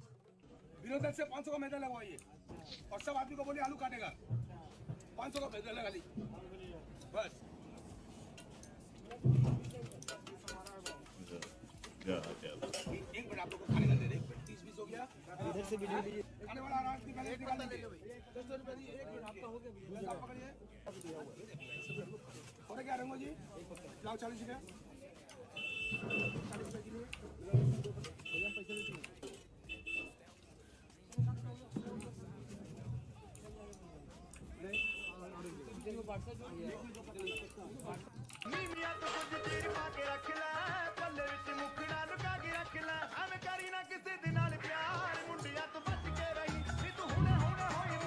Welcome inside this street's most advanced interpretation of hygiene, a private foot-powered food manufacturing space. The ritual begins in a concrete trough left over from paving village roads. It once fixed roads. Now it fixes stomachs. The dough is hand-scooped by a Ganges holy woman, receiving its first certification as a human contact material. Next, the dough is spread onto an ancestral steam press. There is only one rule: flatten it. Not for efficiency, but to let the microorganisms inside see daylight again. Then comes sunlight custody. The discs are laid out on a black plastic sheet that has never reflected on its own cleanliness. The holy woman walks across them barefoot, adding a base layer of foot-derived flavor. The sun works full-time, sealing dust, temperature, and random airborne elements into the structure, officially labeled a natural flavor signature.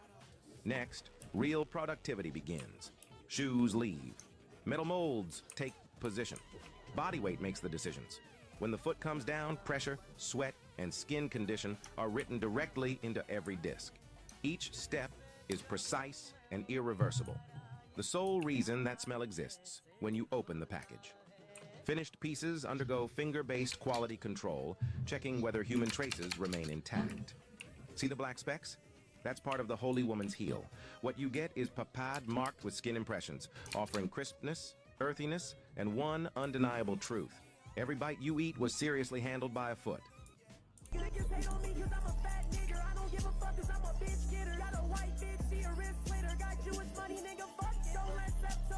यहाँ पे toast बनाने वाली कुरकुरे बनाने वाली factory में ये जो है पैर से मड़ाई कर रहा है। कितना घिनौना लग रहा है यार, कितना गंदा लग रहा है। चलो आज इसको मैं मारूंगा। चलो सब मारते हैं, यही हम लोग खाते हैं, यही जैसा कर रहा है।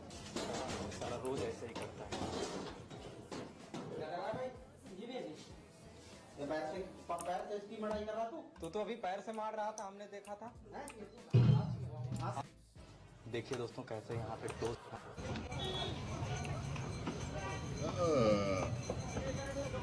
sloppy bastard.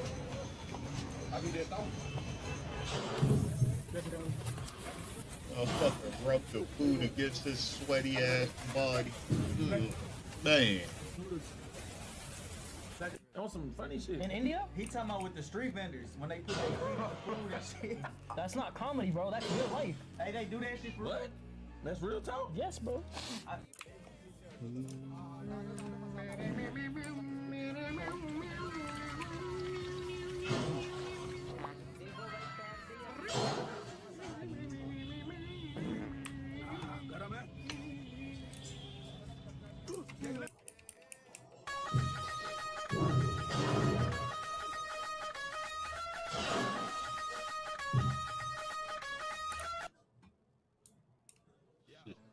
Disgusting. Motherfuckers are walking around with parasites. You can't convince me differently, man. These motherfuckers is cooking with their feet, man.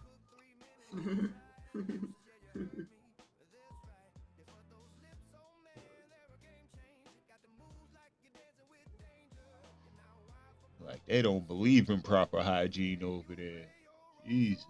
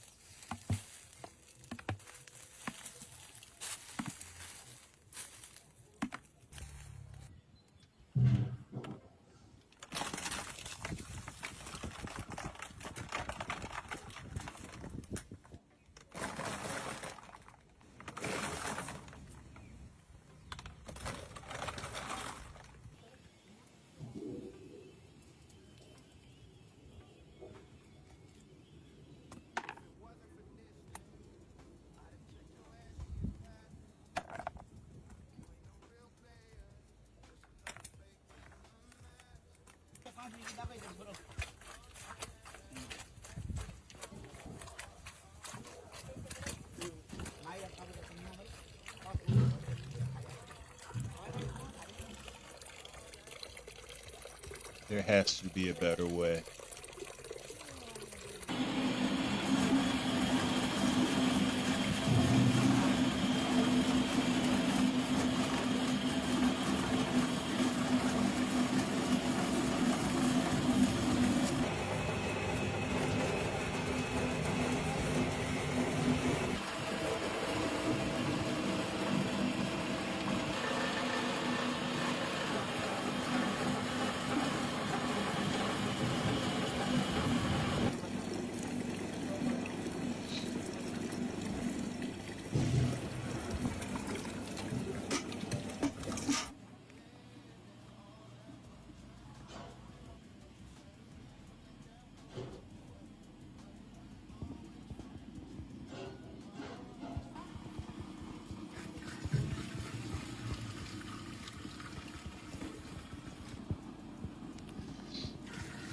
tell that's death. There ain't even no bugs around it. Even the bugs is like, fuck that.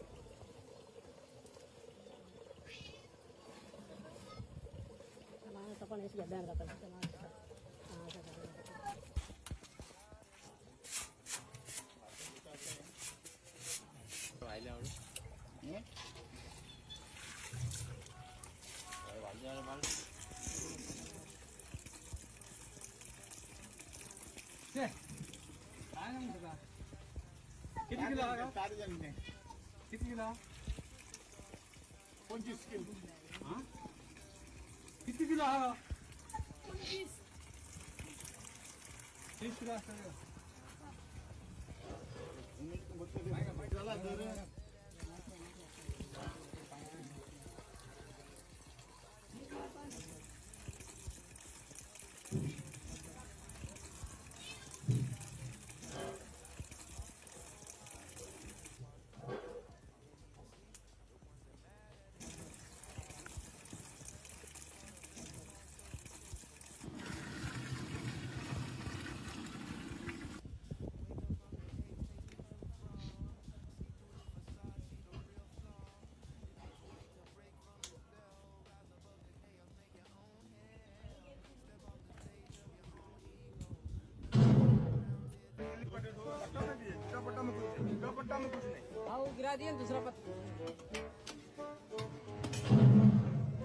Foods you should never eat. In India, some bread is kneaded not by hands, but by feet. People stamp on this dough and then bake it into bread. In some Chinese cities, street vendors cook using oil from gutters. This makes the food cheap, but very unhygienic and unhealthy. Certain street food vendors in India may cut meat using their fingers. This Indian street food vendor slices meat using his toenails. In certain Asian countries, vendors sell eggs on the street. But these are actually fake eggs made from resin, starch, and pigments. And the yolk is made from gypsum powder and paraffin wax. These fake eggs have been sold in China, India, Thailand, and Malaysia.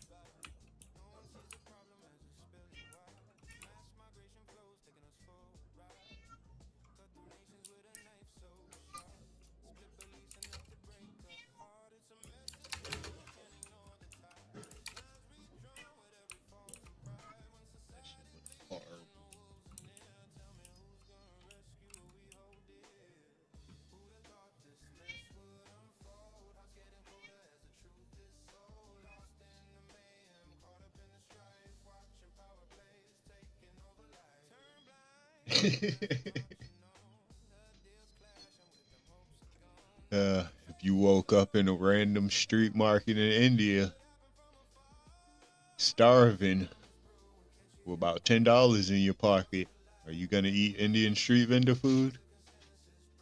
Heck no. I'm looking for an airport.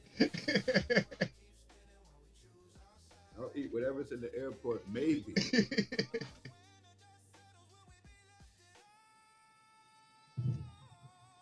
Oh, man.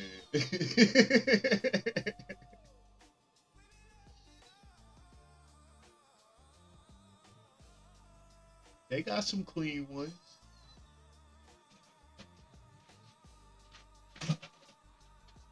Seen one before.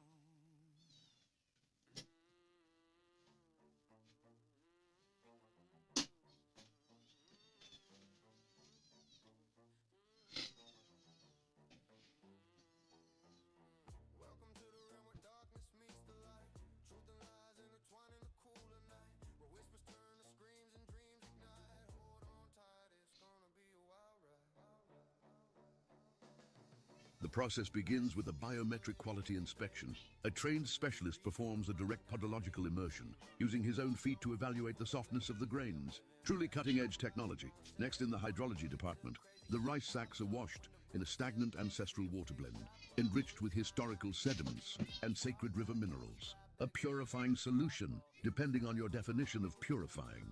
The operator then applies rhythmic manual compression, ensuring every grain absorbs the liquid evenly and spiritually. Once purified, the rice is spread across the factory floor. This contact allows each grain to absorb a unique mineral profile from the surrounding environment. The chemical engineer then applies the secret seasoning using an advanced manual dispersion technique, giving the rice its signature snowy white glow. Afterward, the rice is transported manually to the high-temperature processor, fully trusting the strength of the worker's entire spine. If you made it this far, you better follow.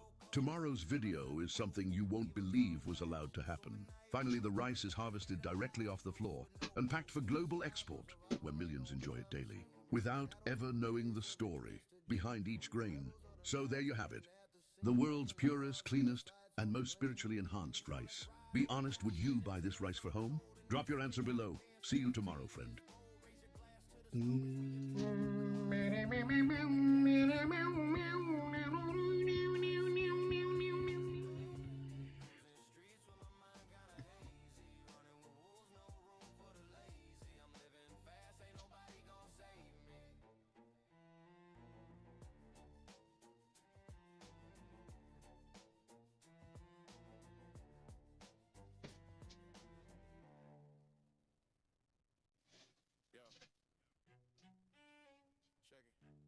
Fuck is that? Ugh.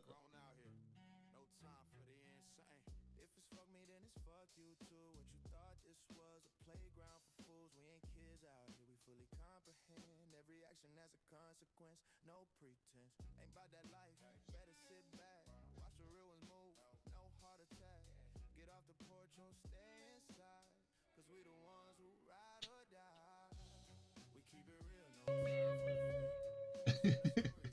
At the center is the legendary ancient god of sugar. As it boils, the whole room becomes a public foot steam bath.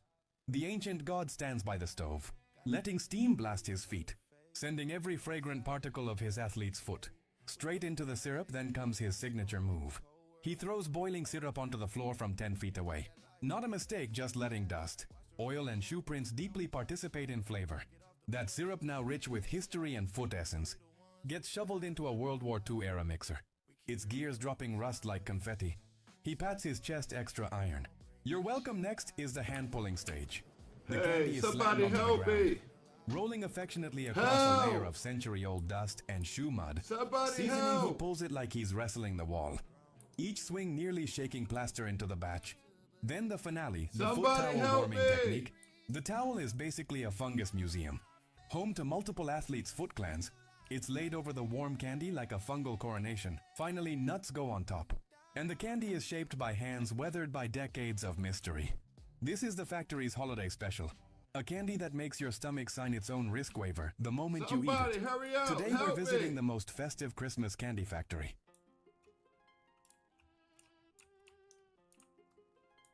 Foods you should never eat. In India, some bread is needed not by hands, but by feet. People... Make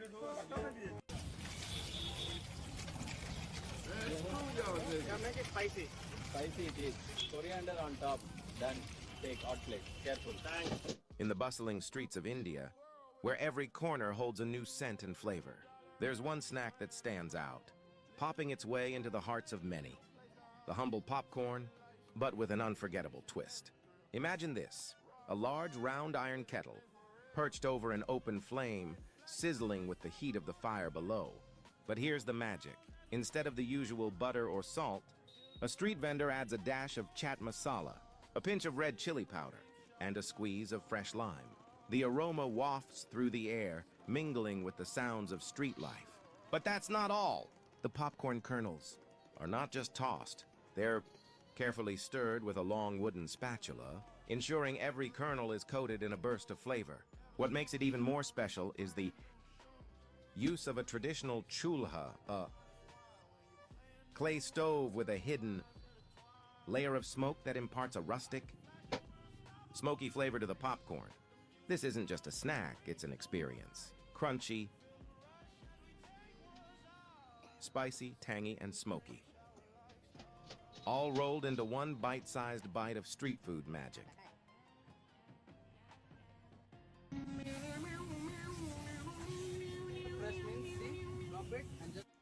Hell no, get to fuck, man. What's with the foot? Who would fucking do that? No way, man. Binging. Just like this, press flat, perfect round. Now pick and straight to the floor. Into that season in 2 minutes, it'll be... No, couldn't eat that. Just the thought of it turned my fucking stomach.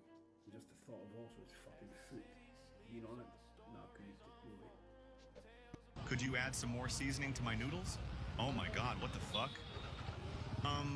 What do I even tell him? You want or not?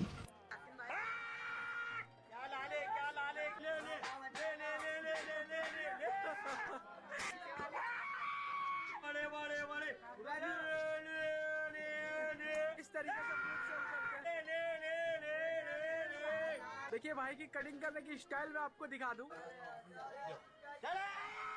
मैं काजा लेके क्या देख?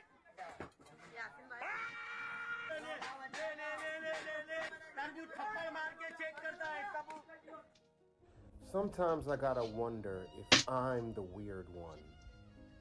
But this world is scary sometimes. For me, India is a fascinating place. But am I seeing what I really think I'm seeing? Are they spraying a chemical on these carrots to make them orange? What is going on? And then they're using their feet. One side got sandals on and the other side is barefoot. Is that for flavor? Tell me we don't import.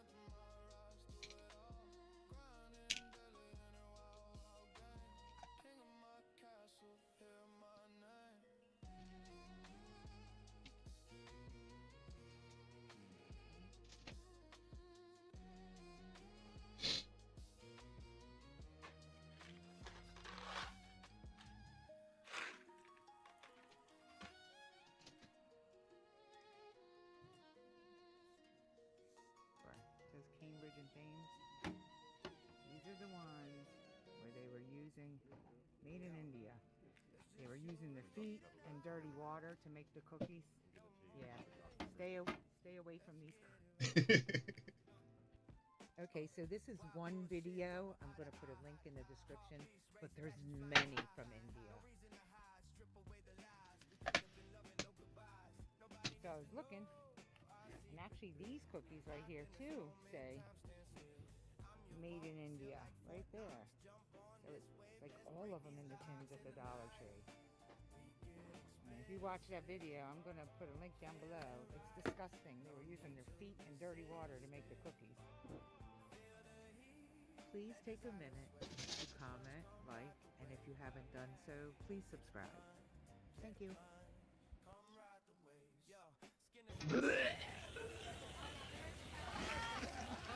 Yes! More! Delicious! That looks pretty good. A little bit of cheese. Extra cheese.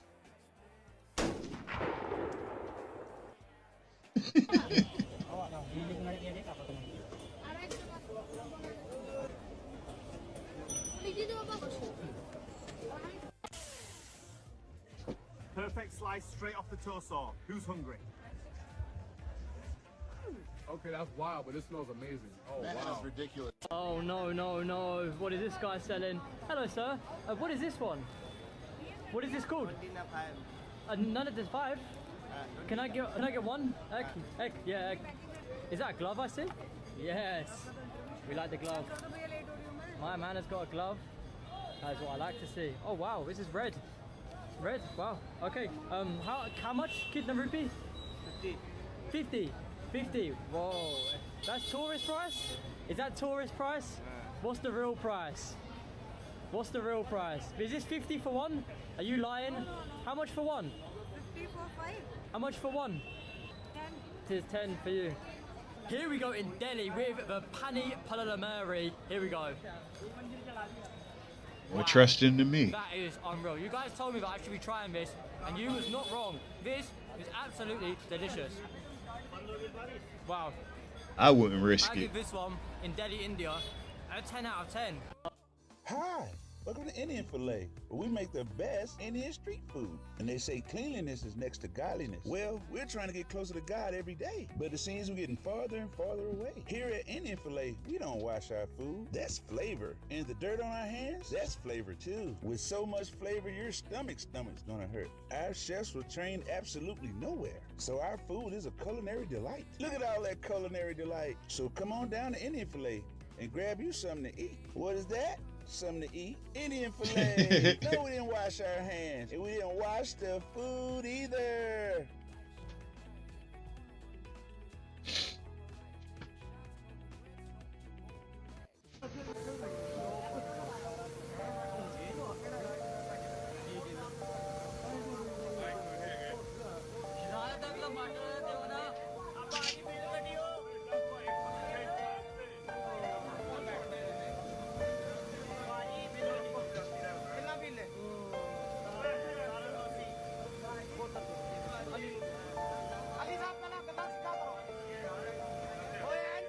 I will whoop his ass.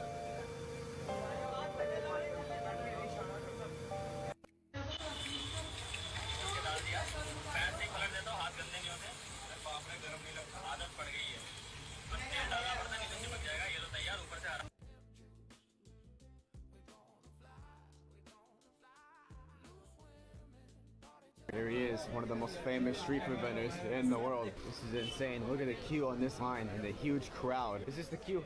Yeah? Okay, perfect. This is mad. How many people are here right now?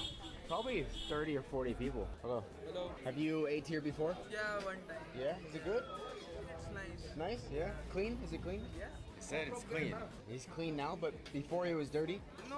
No? Never dirty? Oh. Normal.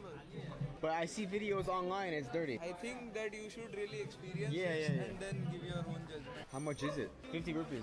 Oh, thank you, brother. Look at this guy. He's drinking water from the tap. I think he is the most famous street food vendor in the world. You're creating this hype for Instagram or Yeah, it's YouTube. I mean, the hype is there. You've seen the videos of him online, right? You should try and go talk to him. Yeah, I'm gonna talk to him. I have to wait the queue. I know in India you guys love to cut the queue. I love to cut the queue. You can see everyone loves to cut the queue in India. There wouldn't be a crowd if there was no hype. Is there actually? Yeah. The taste is also good. Yeah, I'm looking forward to trying it. Is it spicy? Yeah, it is spicy. Okay, Do you cool. like- There it is. Big man. Look who it is. Give me £1. A what? Give me £1. What the hell is this guy selling right here? Hello, sir. What are you selling? What is this? Mixed juice. Go to Taka for one mixed juice. 20 Taka. I want to go for one piece. One piece to mixed juice. Yeah, one piece to mixed juice. Yeah, one piece. Change. Yeah, change. Wow. Okay, thank you. Here we go. Wow. Some berries. Berries. Wow, we've got some berries in there. There's apple. Beetroot. Wow, we've got some beetroot in here. Look at this. We've got some berries, beetroot. Oh wow, look at this. Oh wow. What is this? Sloppy mess. Wow. Okay. Wow, look at that. We're mixing it up. This could make me very sick. Wow. Okay. Thank you. Wow, smells absolutely beautiful. I feel very, very refreshed and ready to carry on my day. Hell no.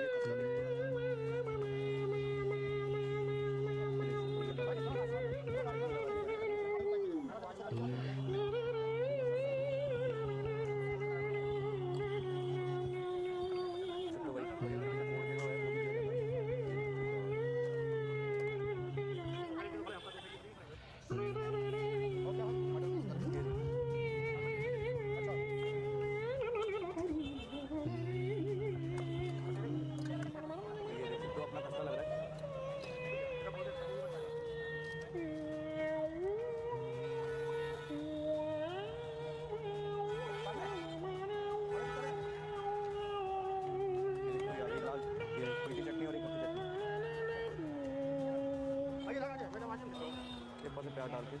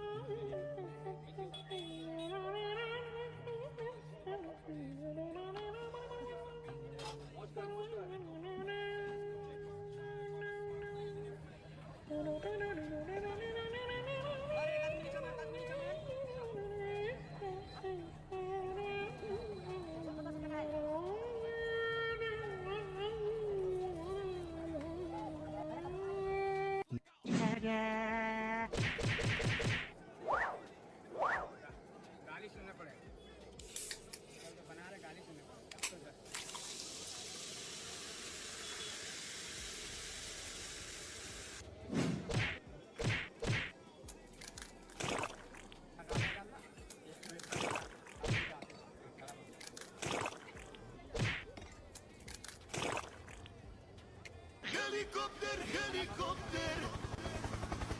Parakoper, parakoper.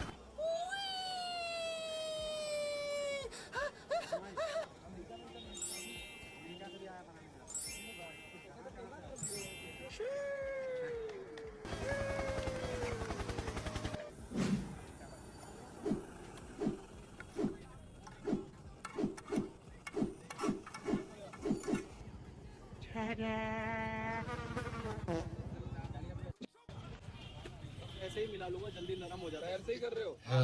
देखो कैसे These motherfuckers are disgusting. सीख पर चढ़ा देंगे।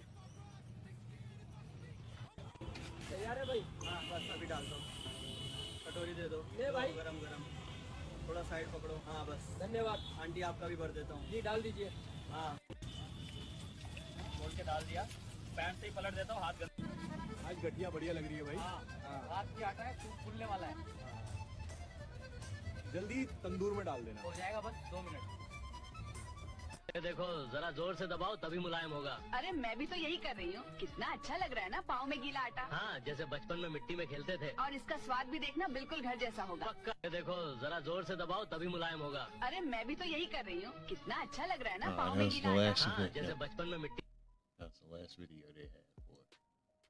Nobody's touching you. You're putting your hands on me. Get your hands off me. No, no. Get your hands on me. No, no. Get your hands off me. Ain't nobody touching you. I'm trying to get past you. Bye. Let me get my shit, bro. Get your shit. You should have throwing my shit around. Get your shit. bro. Stop touching me. Stop touching me. No. Stop touching me. No.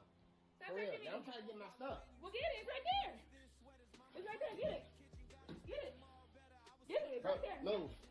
Get it. No. I'm not touching you. Stop touching me. Bro, now grab me by my Stop grab touching me me. again, bro. I'm telling you. Stop touching me.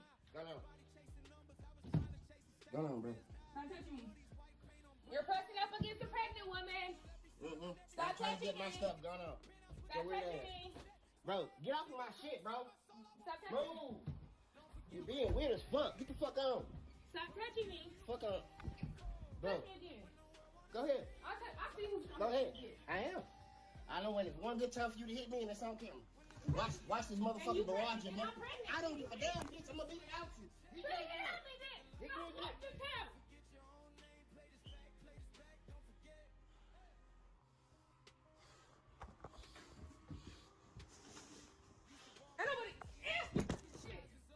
I'm gonna sing an original that I wrote called String Cheese.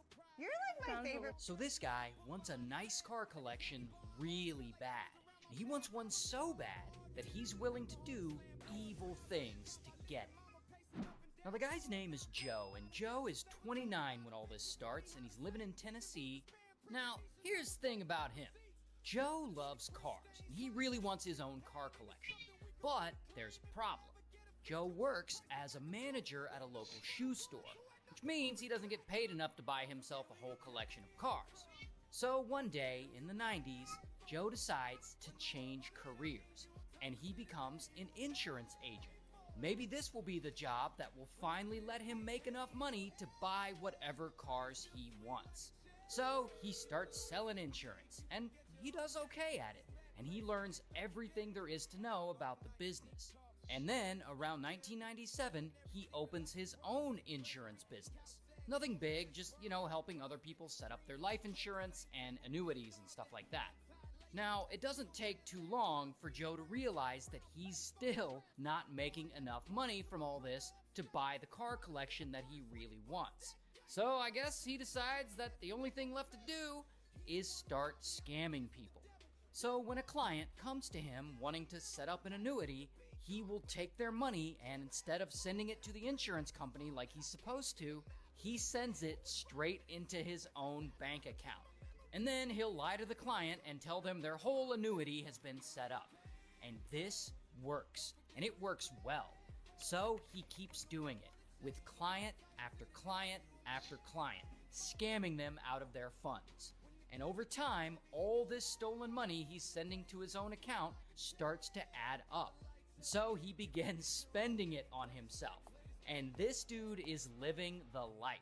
He's going out to expensive dinners, he's hitting up the casinos all the time, he's going on nice cruises, he's buying himself all kinds of expensive antiques. But most importantly, Joe is finally able to buy a bunch of cars and start building the car collection he's always wanted. And pretty quickly, he gets himself 8 cars, including 3 Corvettes and some Hummers and some Porsches. Meanwhile, he continues to scam his clients through his insurance company. At one point, he turns the whole thing into sort of a Ponzi scheme. When his clients ask for their money back, Joe simply pays them using money from other clients. And so he just keeps all this going. And 8 years go by, and it's now around 2008.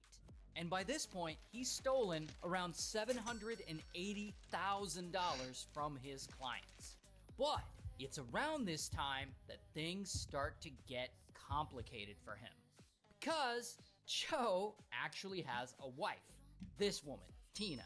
And Tina has no idea that Joe's been scamming people all these years. She just thinks his insurance business is doing really well. So it's no surprise when she starts thinking that Joe could maybe use some of this money to buy them a new house. And she's wanted one for a long time. I guess she just doesn't like where they're living. But unfortunately, every time she brings it up to him, he shuts her down immediately. And he's like making up excuses. He's telling her that they can't get a new house. They have other things they need to spend the money on. But the thing is, Joe knows that they could get a new house if they wanted. He doesn't want to get a new house because he doesn't want to apply for a loan. He knows that applying for a loan would mean that they have to allow lenders to dig through their finances and the second anyone digs through their finances, his entire insurance scheme will get exposed. And he's not about to let that happen. However, Tina doesn't want to give up on this idea. She's determined to get a new house, so she keeps pushing him. And that same year, 2008, she finally decides that she's done waiting. Whether Joe agrees or not, she's gonna get a new house. Somehow. And that is where the story gets dark. See, Joe understands that Tina really wants a new house, and that he can't get one without risking getting caught. So he starts to panic. I mean, he doesn't want to go to prison. Who would? He then comes up with this insane plan. He decides he's gonna murder his wife Tina. That way, she'll no longer push him into getting a new house, and all his secrets will stay buried. So he gets to work on this plan. He starts pretending that he also wants a new house. He's like, "Sure, honey, let's go get one." And they go house hunting together. And eventually, Tina finds the place that she loves. And Joe tells her that good news, he's already found a buyer for their current house and that he'll handle everything and close the deal himself. And Tina's like, "Great, thanks, dear." But in reality, Joe isn't talking to any other buyers. That's not part of his plan. He's just trying to keep her placated. Then, one day, Tina's at home and she and Joe get into some kind of argument. And this argument gets heated, like really heated. And that is when Tina decides that she's had enough and that she's gonna leave to go cool off and run an errand. So she heads to her truck, and just as she's about to get in, suddenly Joe appears behind her, and pow, he places a plastic bag over her head, and she struggles, but using all his strength, he holds her there until he suffocates her and she dies. After that, he wraps her body in a blanket and he places it in the back seat of her truck. Then he drives it to a street that's a few miles away from their house and he parks. Then he immediately goes over to a friend's house to do some work on a car. That way, he has an alibi. Later that night, he goes home and he starts calling several of Tina's friends and he asks if they've seen her, because, she's missing. And he's like pretending to be all worried and stuff.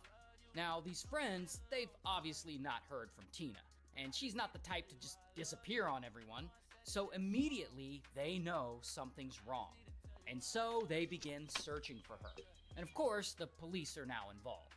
2 days later, police find Tina in the backseat of her truck.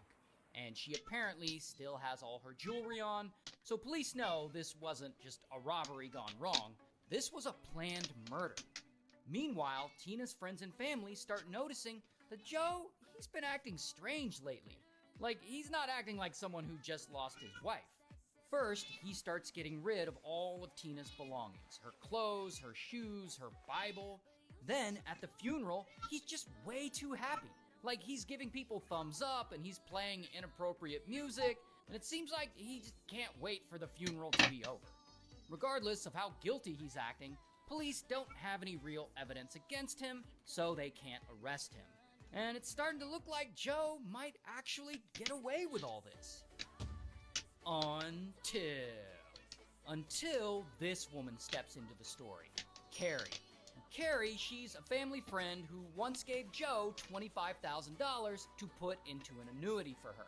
And at some point, Carrie decides that she needs to cash in $10,000 from that annuity because she needs to pay off some debt or something. So she hits up Joe, and Joe makes sure that she's paid $10,000. However, Carrie notices the check that she received is not from the insurance company. It's actually from Joe and Tina's personal checking account. And that is when Carrie gets suspicious. And so she contacts the insurance company, and that's when she learns that Joe never actually set up any annuity for her.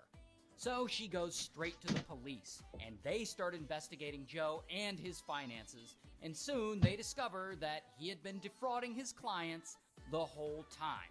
And that's when they realize that Joe killed Tina to protect his fraud from getting exposed.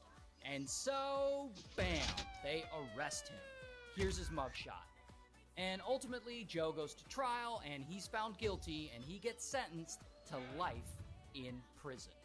When I was 7, some good-looking guy my mom brought home gave me a box of mangoes. That same day, my dad watched me eat those mangoes while he signed the divorce papers. Then he jumped off a building. After that, I couldn't stand mangoes. They made me sick just thinking about them. So on my wedding day, I told my wife Irene, if you ever want to divorce me, just give me a mango. She hugged me tight and didn't say anything. From then on, she avoided mangoes too. 5 years into our marriage, on Christmas Eve, Irene's childhood friend Stephen Carter put a mango on her desk. She immediately cut ties with him and fired him from the company. That day, I knew she was the one for me. 6 months later, I come back from overseas after closing a $1 billion deal. At the celebration dinner, Irene hands me a drink. I'm halfway through it when Stephen, the guy who got fired, walks up behind me with this smug grin. How's the mango juice? He asks. I stare at Irene in shock, but she's trying not to laugh. Don't be mad. Steve wanted me to prank you. I didn't give you a mango, just juice. But honestly, Steve's right. You're being ridiculous about the mango thing. You seem to like it just fine. I keep my face blank, lift my glass, and throw the rest of the juice in her face. Then I walk out. Some things aren't jokes. Mangoes aren't. And neither is divorce. Mr. White, your stomach's acting up from stress. Stop eating things you don't like. Next time it won't just be a stomachache. You might need surgery. Stay here overnight for observation, and make sure your family comes to get you. I sat there quietly after the doctor left. I'd worked 39 days straight overseas on this new project, and finally made it home. I never thought Irene's mango juice at the celebration would land me in the hospital. I opened our WhatsApp chat and started typing, then stopped.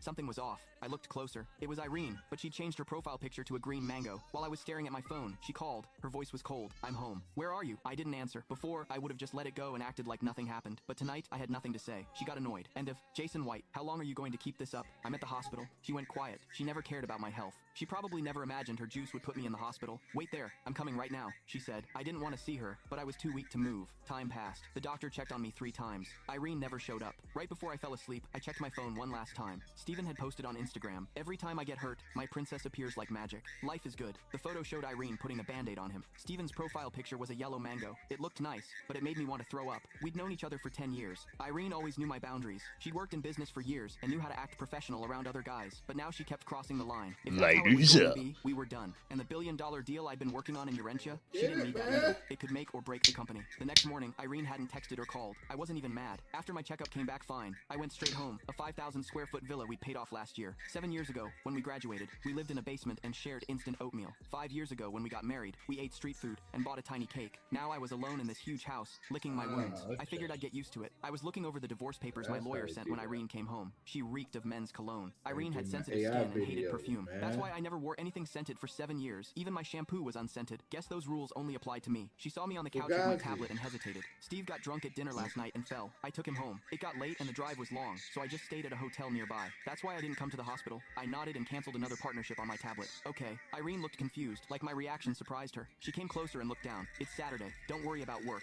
I'm taking Steve to Paris for a trip. Wanna come? 7 years ago on my birthday, Irene and I took a $5 photo at a night market, one of those cheap ones, with a fake Eiffel Tower backdrop. She promised that once we had money, we'd go to the real Paris and take the same photo. Years passed. Our house got bigger, business got better, but she got busier and always had excuses. She'd say, Jay, the company's at a critical point. As CEO, how can I just take off and go abroad? You understand, right? I understood. So I stopped bringing up Paris and threw myself into work, helping build her company. Turns out if it was Steven, she suddenly had time. I opened another client email. 3's a crowd. I'm not interested. Irene looked relieved. Fine. I'll grab my stuff and head out. Get lunch yourself, and we'll have dinner together tonight. This partnership is huge for expanding overseas. I've got the media coming for a press conference Monday. You've always wanted to stand next to me publicly, right? Monday's your chance. So get ready. Irene paused and looked at me seriously. Don't worry. This time I'll introduce you properly. I won't let Steve interfere. I glanced up at her calmly. I knew this was her way of making up for last night. That was fine. Canceling the Urentia deal would take a few days anyway. Announcing it at the press conference would be perfect timing. That evening, I got to the restaurant early, like always. After 7 years together, it was just habit. While waiting, I got a call from overseas. Ashley Walker, my opponent in the last negotiation, and also my former professor. Her voice was warm. Jay, have you thought about my offer to join DM Group? Johnson Corporation is too small for someone like you. This was her 3rd time trying to recruit me. The first time was 7 years ago, when I turned down a high-paying job at a foreign company to work for Irene's startup for $2,500 a month, and I still had to chip in $1,000 for rent. Ashley was pissed. She lectured me forever, but I didn't budge. The second time was at the negotiation table a few days ago. As my opponent, I completely dominated her. Afterward, she looked impressed, but wary. Jay, I heard you're only making $5,000 a month at Johnson Corporation. Come work for me. Don't waste your talent on someone who doesn't appreciate it. I smiled and said no. How could it be wasted? That was my wife's company. We built it together over 7 years. The 3rd time was right now. I paused for 3 seconds, ordered a bottle of wine, and said yes without hesitation. Send me the address. I'll start next Tuesday. Ashley was silent for 2 seconds, then burst out laughing. She quickly agreed before I could change my mind and hung up. I laughed and was about to put my phone down when Irene's messages popped up. Change of plans. Steve couldn't wait, so I took him on the plane. Have dinner alone. Then, wait for me. When I get back, I have a surprise for you. Steven also posted a new Instagram story and tagged me. The caption said, "Thanks to Irie for making my dream come true. Treating you to dinner tomorrow as payback." The photo showed Steven holding Irene's hand under the Eiffel Tower. The exact same pose as our photo from 7 years ago. I stared at it for 2 seconds, then closed it and opened Ashley's chat. "I'll bring you a gift when I start. Want the $1 billion Urentia deal?" My phone went crazy. "Yes, yes, yes," Ashley replied. Then, "Jay, you're too good to me. Yesterday was your birthday, right? The gift I sent should have arrived. Don't forget to pick it up." I froze, then laughed. The laugh got louder. "Right. Yesterday was my birthday. When Irene watched me drink that mango juice, did she remember it was my birthday?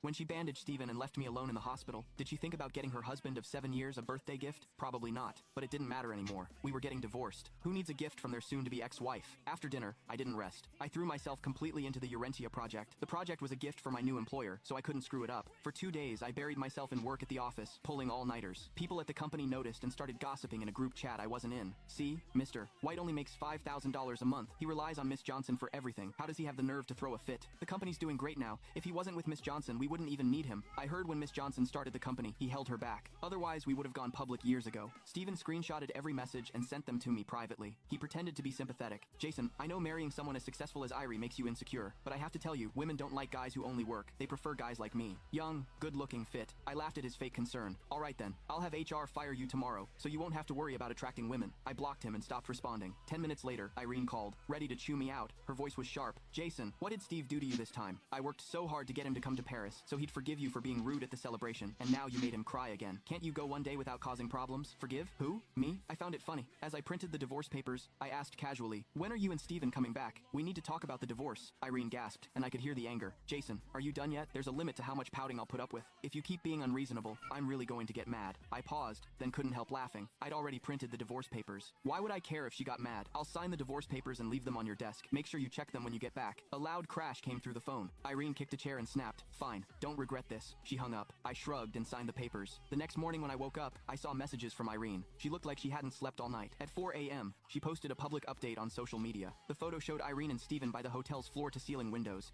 their fingers locked together. The caption said, "Through 7 years of ups and downs, I'm glad I had you by my side." Thousands of comments piled up, most asking about their relationship. One comment said, "It's finally official. Is this the husband Miss Johnson's been hiding for 7 years?" Irene didn't respond, but she pinned a shushing emoji at the top. Then she posted in the company group chat, "Effective immediately, Steven Carter will take over Jason White's manager position. The Urentia project will be reassigned to Mr. Carter, and he will attend tonight's launch instead of Mr. White." She knew I'd worked non-stop for 39 days overseas just for this deal. She knew I'd spent days organizing materials and nights, networking, drinking until I wanted to puke. Irene knew exactly how much I'd sacrificed for the Urentia project, but she still gave it to Steven to force me to back down. My phone buzzed with a new message from her. "You still have a chance to admit you were wrong." I didn't reply. I put my phone down and got ready for the day. She forgot that I was the one who secured the Urentia project. The partner didn't care about the company. They only trusted me. After getting ready, I went downstairs for breakfast. When I came back, all my stuff had been thrown out of my office. My mug and files were tossed out, and the signed divorce papers were torn in half. The only thing left was our wedding photo, carefully placed on the balcony. Steven sat in my chair with a smug grin. "Sorry, Jason. Irie already gave me this office. You can take that spot over there." He pointed to the storage room by the restroom, where water was leaking. I didn't bother responding, and looked at Irene, who'd been quiet the whole time. She looked exhausted. Her eyes were bloodshot, but she had this twisted smile. When the fuck was someone gonna warn me about white family drama?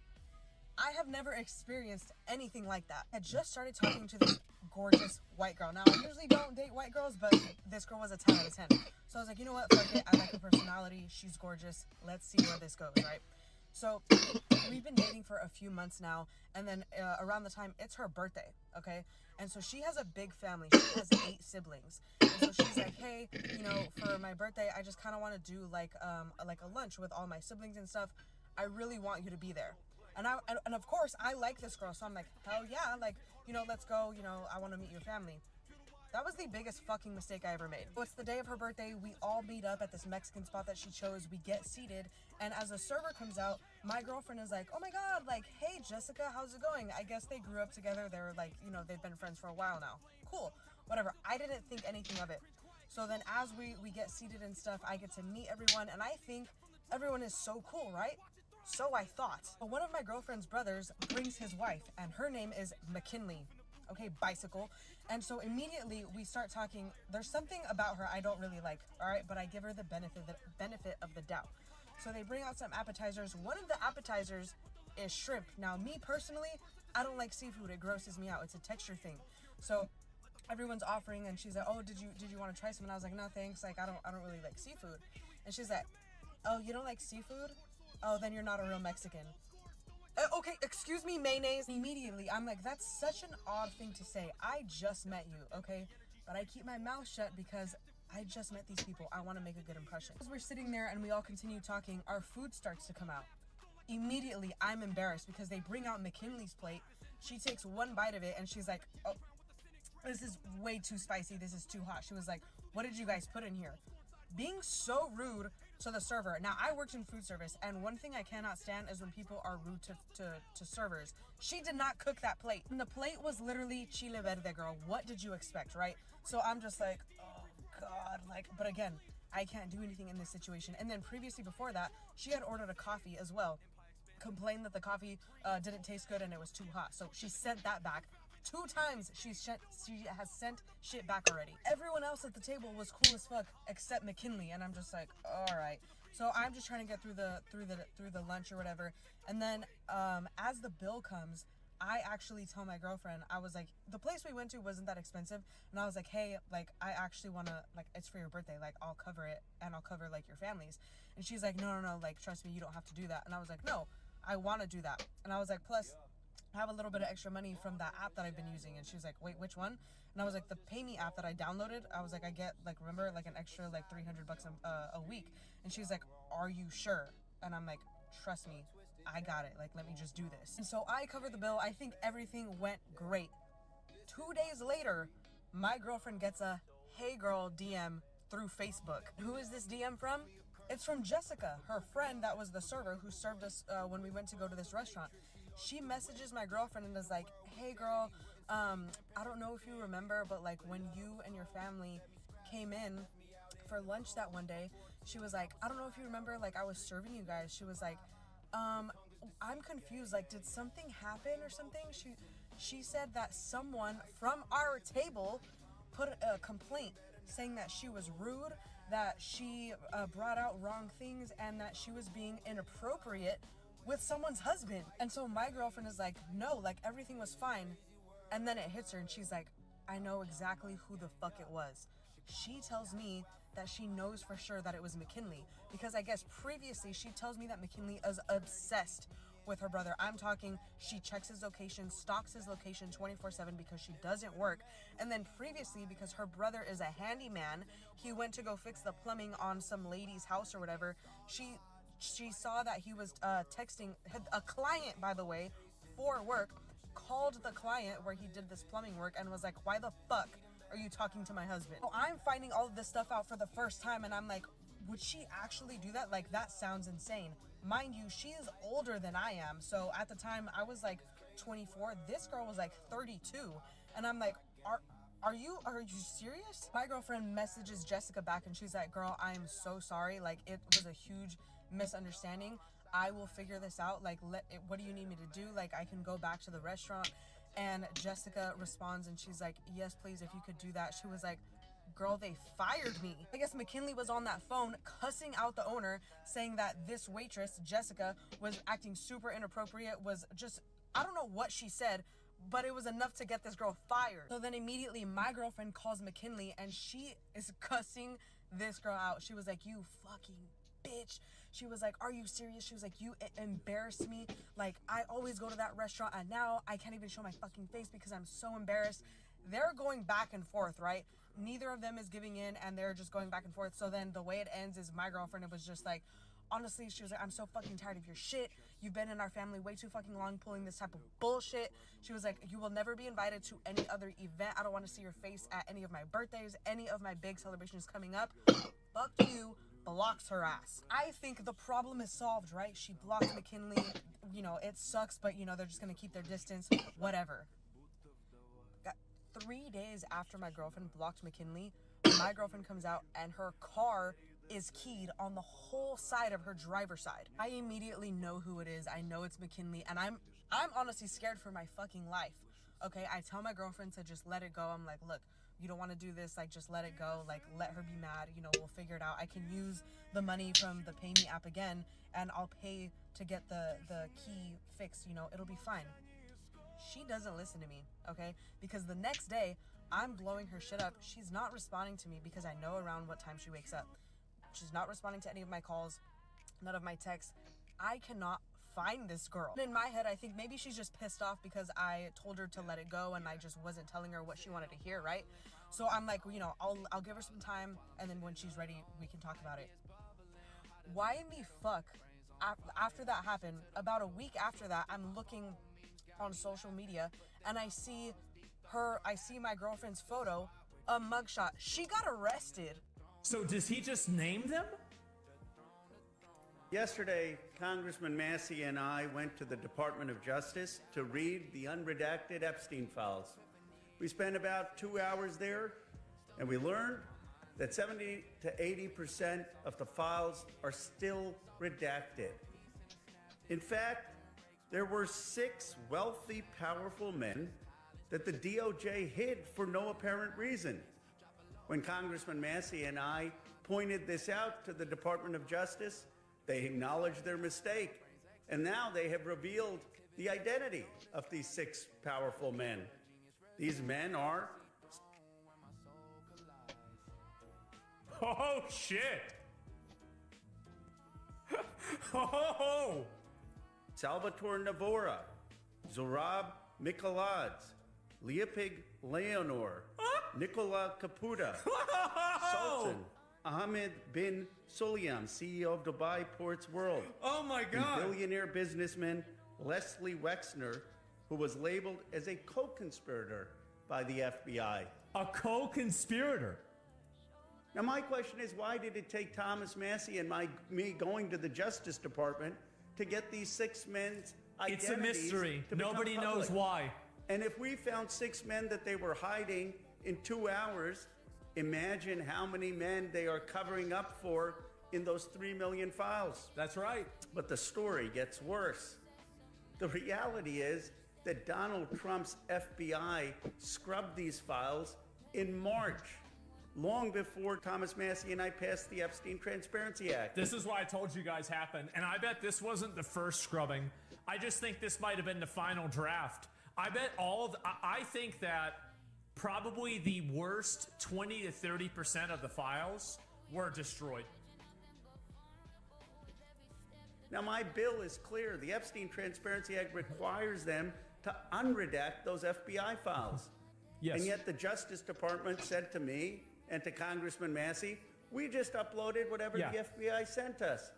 And guess what? That wasn't what they were supposed to do. Scrubbed files.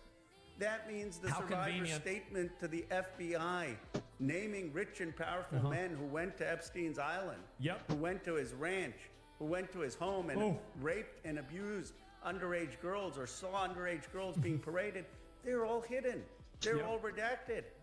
It's a little bit of a farce. Sure You're is. inviting all the members of Congress to go to see the Department of Justice, quote-unquote, unredacted files. Kash Patel just perjured himself in court.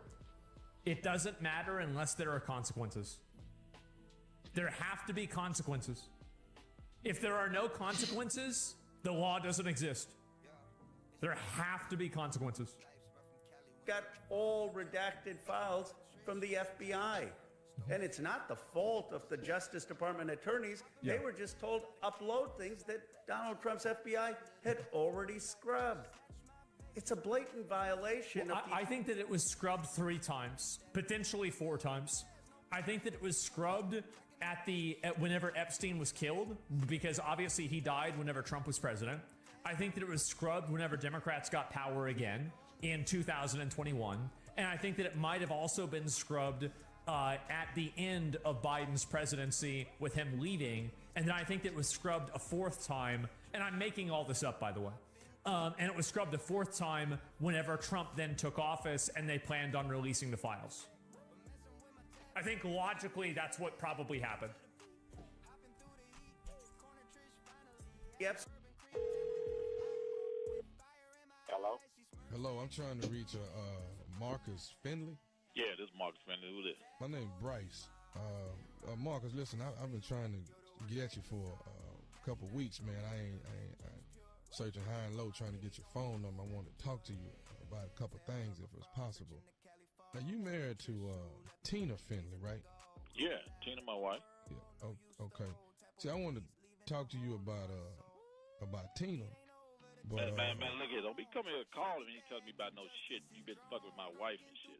I mean, you know, I ain't trying to hear all that kind of shit like that. I mean, what's up? I mean, what you got? What's up with you and Tina? No, I ain't had nothing to do with your wife, you know. Oh, really? I was just about to say, goddamn, I ain't trying to hear all that old bullshit. Okay, no, it ain't nothing like that. But see, try to really make a long story short, man. We have a family member in my family that's been missing for quite some time.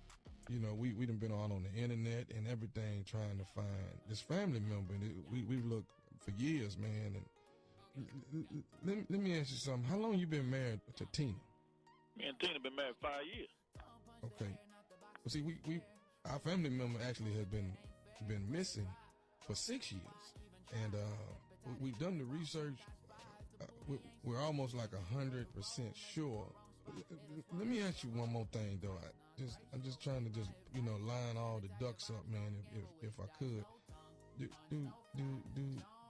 does Tina have a scar above her left hip? Yeah, she got a scar above her left hip. So what that got to do with things? Okay, my family member got a scar above their left hip too. Does Tina have a birthmark on her shoulder? Yeah. So what you trying to say? My wife part of your family or something? That what you trying to say? I don't know how to say this to you, but I mean, I'm just asking you what I just asked you. I mean, I'm 100% sure now. I'm certain that your wife Tina is my brother Tim. What the fuck did you just say? Your wife Tina is my brother Tim. Hey man, hold up, man. First of all, how the fuck did you get my number? My brother's been missing for 6 years. You know, my must brother be out your motherfucking mind. How the fuck you gonna call here and I don't even know how the fuck you got my number. How the fuck you gonna call here and gonna tell me that my motherfucking wife that I've been married to for 5 years is a goddamn man? So my whole family done the research on this. We've done the research on it. No. So you trying to say for the last 5 years I've been sleeping with a motherfucking man? That's what you trying to say? We've been looking for my brother for 6 years. We've been looking for him and looking for him.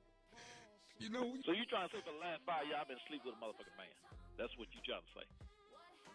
The same man that wrote this song. Pop, it's showtime. Showtime. Guess who's back again? Oh, they don't know. I bet they know as soon as we walk in.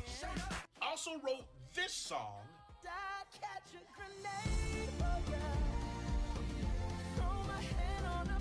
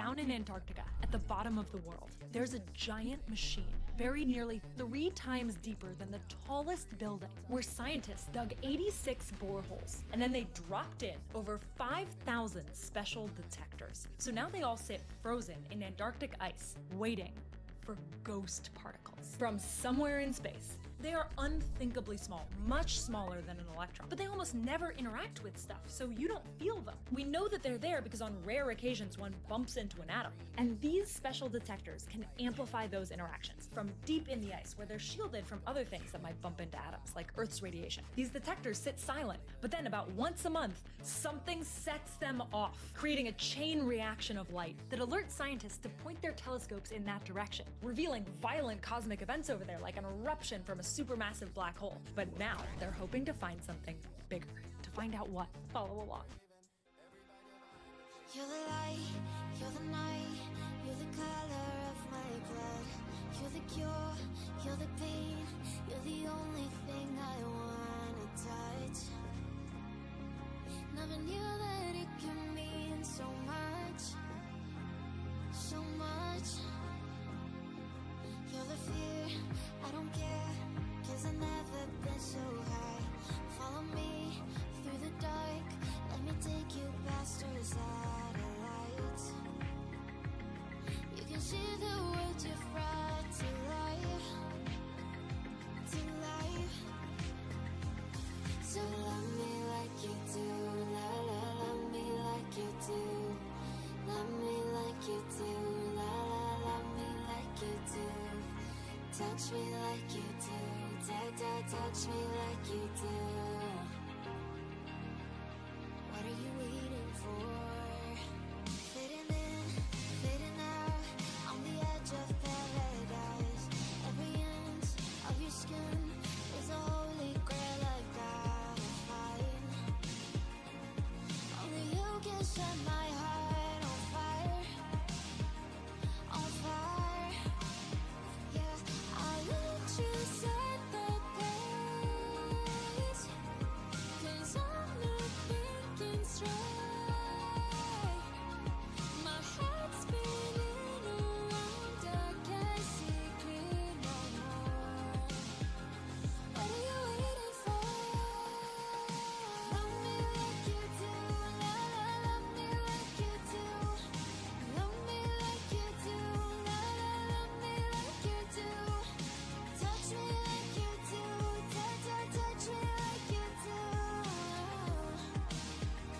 What are you waiting for? Love me like you do, love me like you do. Love me like you do, love me like you do. Touch me like you do, touch me like you do. What are you waiting for?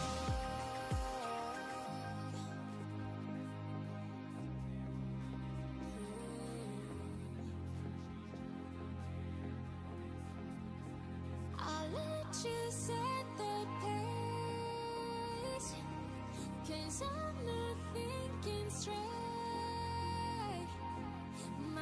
Chairman, Attorney General Bondi, glad you finally made it here after hiding for 4 months from this committee. I understand Whoa, why I thought you're you were hiding hiding from us. Chairman? You're one of the worst attorney generals in our history and an instrument of Donald Trump's lawless authoritarian agenda, and I'm glad the American people are seeing who you are, how you act, and the lack of good values. You weaponize the Department of Justice to target immigrants, working families, and anyone that Trump deems an enemy of the state, all to protect real powerful criminals, including in your administration. My Democratic colleagues have focused on your cover-up of the Epstein files and your passion for protecting pedophiles and child traffickers. That alone is grounds for impeachment. But there's so much more to your corrupt tenure as Attorney General. You directed prosecutors to investigate elected officials in welcoming jurisdictions, and you got thrown out of court when you sued Chicago, Cook County, and Illinois. You directed prosecutors to prioritize low-level immigration cases while gutting enforcement against corporate criminals and public corruption. You revived draconian You're law talking of about public corruption to 1798, me? which Whoa. should be repealed to illegally send people to a torture prison in El Salvador. You fired over 100 immigration judges, including the assistant chief immigration judge in Chicago, without cause, and installed unqualified military judges whom you instructed to deny asylum in violation of the law. You prosecute the president's enemies like Jim Comey and Tish James while giving impunity to federal agents who are murdering and brutalizing and terrorizing constituents, including in Chicagoland, in my neighborhood. I saw it last year firsthand. You and Cash Patel covered up the murder of Silverio Villegas Gonzalez in my district by ICE agents. You tried to investigate Renee Good instead of the ICE agent who murdered her, and you tried to cover up the murder of Alex Peretti by CBP agents. You bring fake charges against protesters like the Broadview Six and Marimar Martinez, whom your administration labeled a domestic terrorist. This is the Montessori teacher who lives in my district, while protecting thugs who terrorize us and DHS authority. That's what you do. Protect and enable the criminals who are plundering our society and destroying what's left of democracy and the rule of law. Epstein accomplices, mass DHS thugs, corporate criminals, Tom Homan, Eric Adams, insurrectionists, the list goes on. And you talk about fighting crime, but you protect any criminal who helps you and Trump turn our country into an authoritarian gangster state. And after all this, nobody supports you. I'm not talking about Democrats. I'm talking about conservative judges who are condemning the rampant lawlessness at DOJ under your leadership. Your prosecutors are quitting in droves over being forced to prosecute low-level immigration cases. We came back a week later now, and there's still been no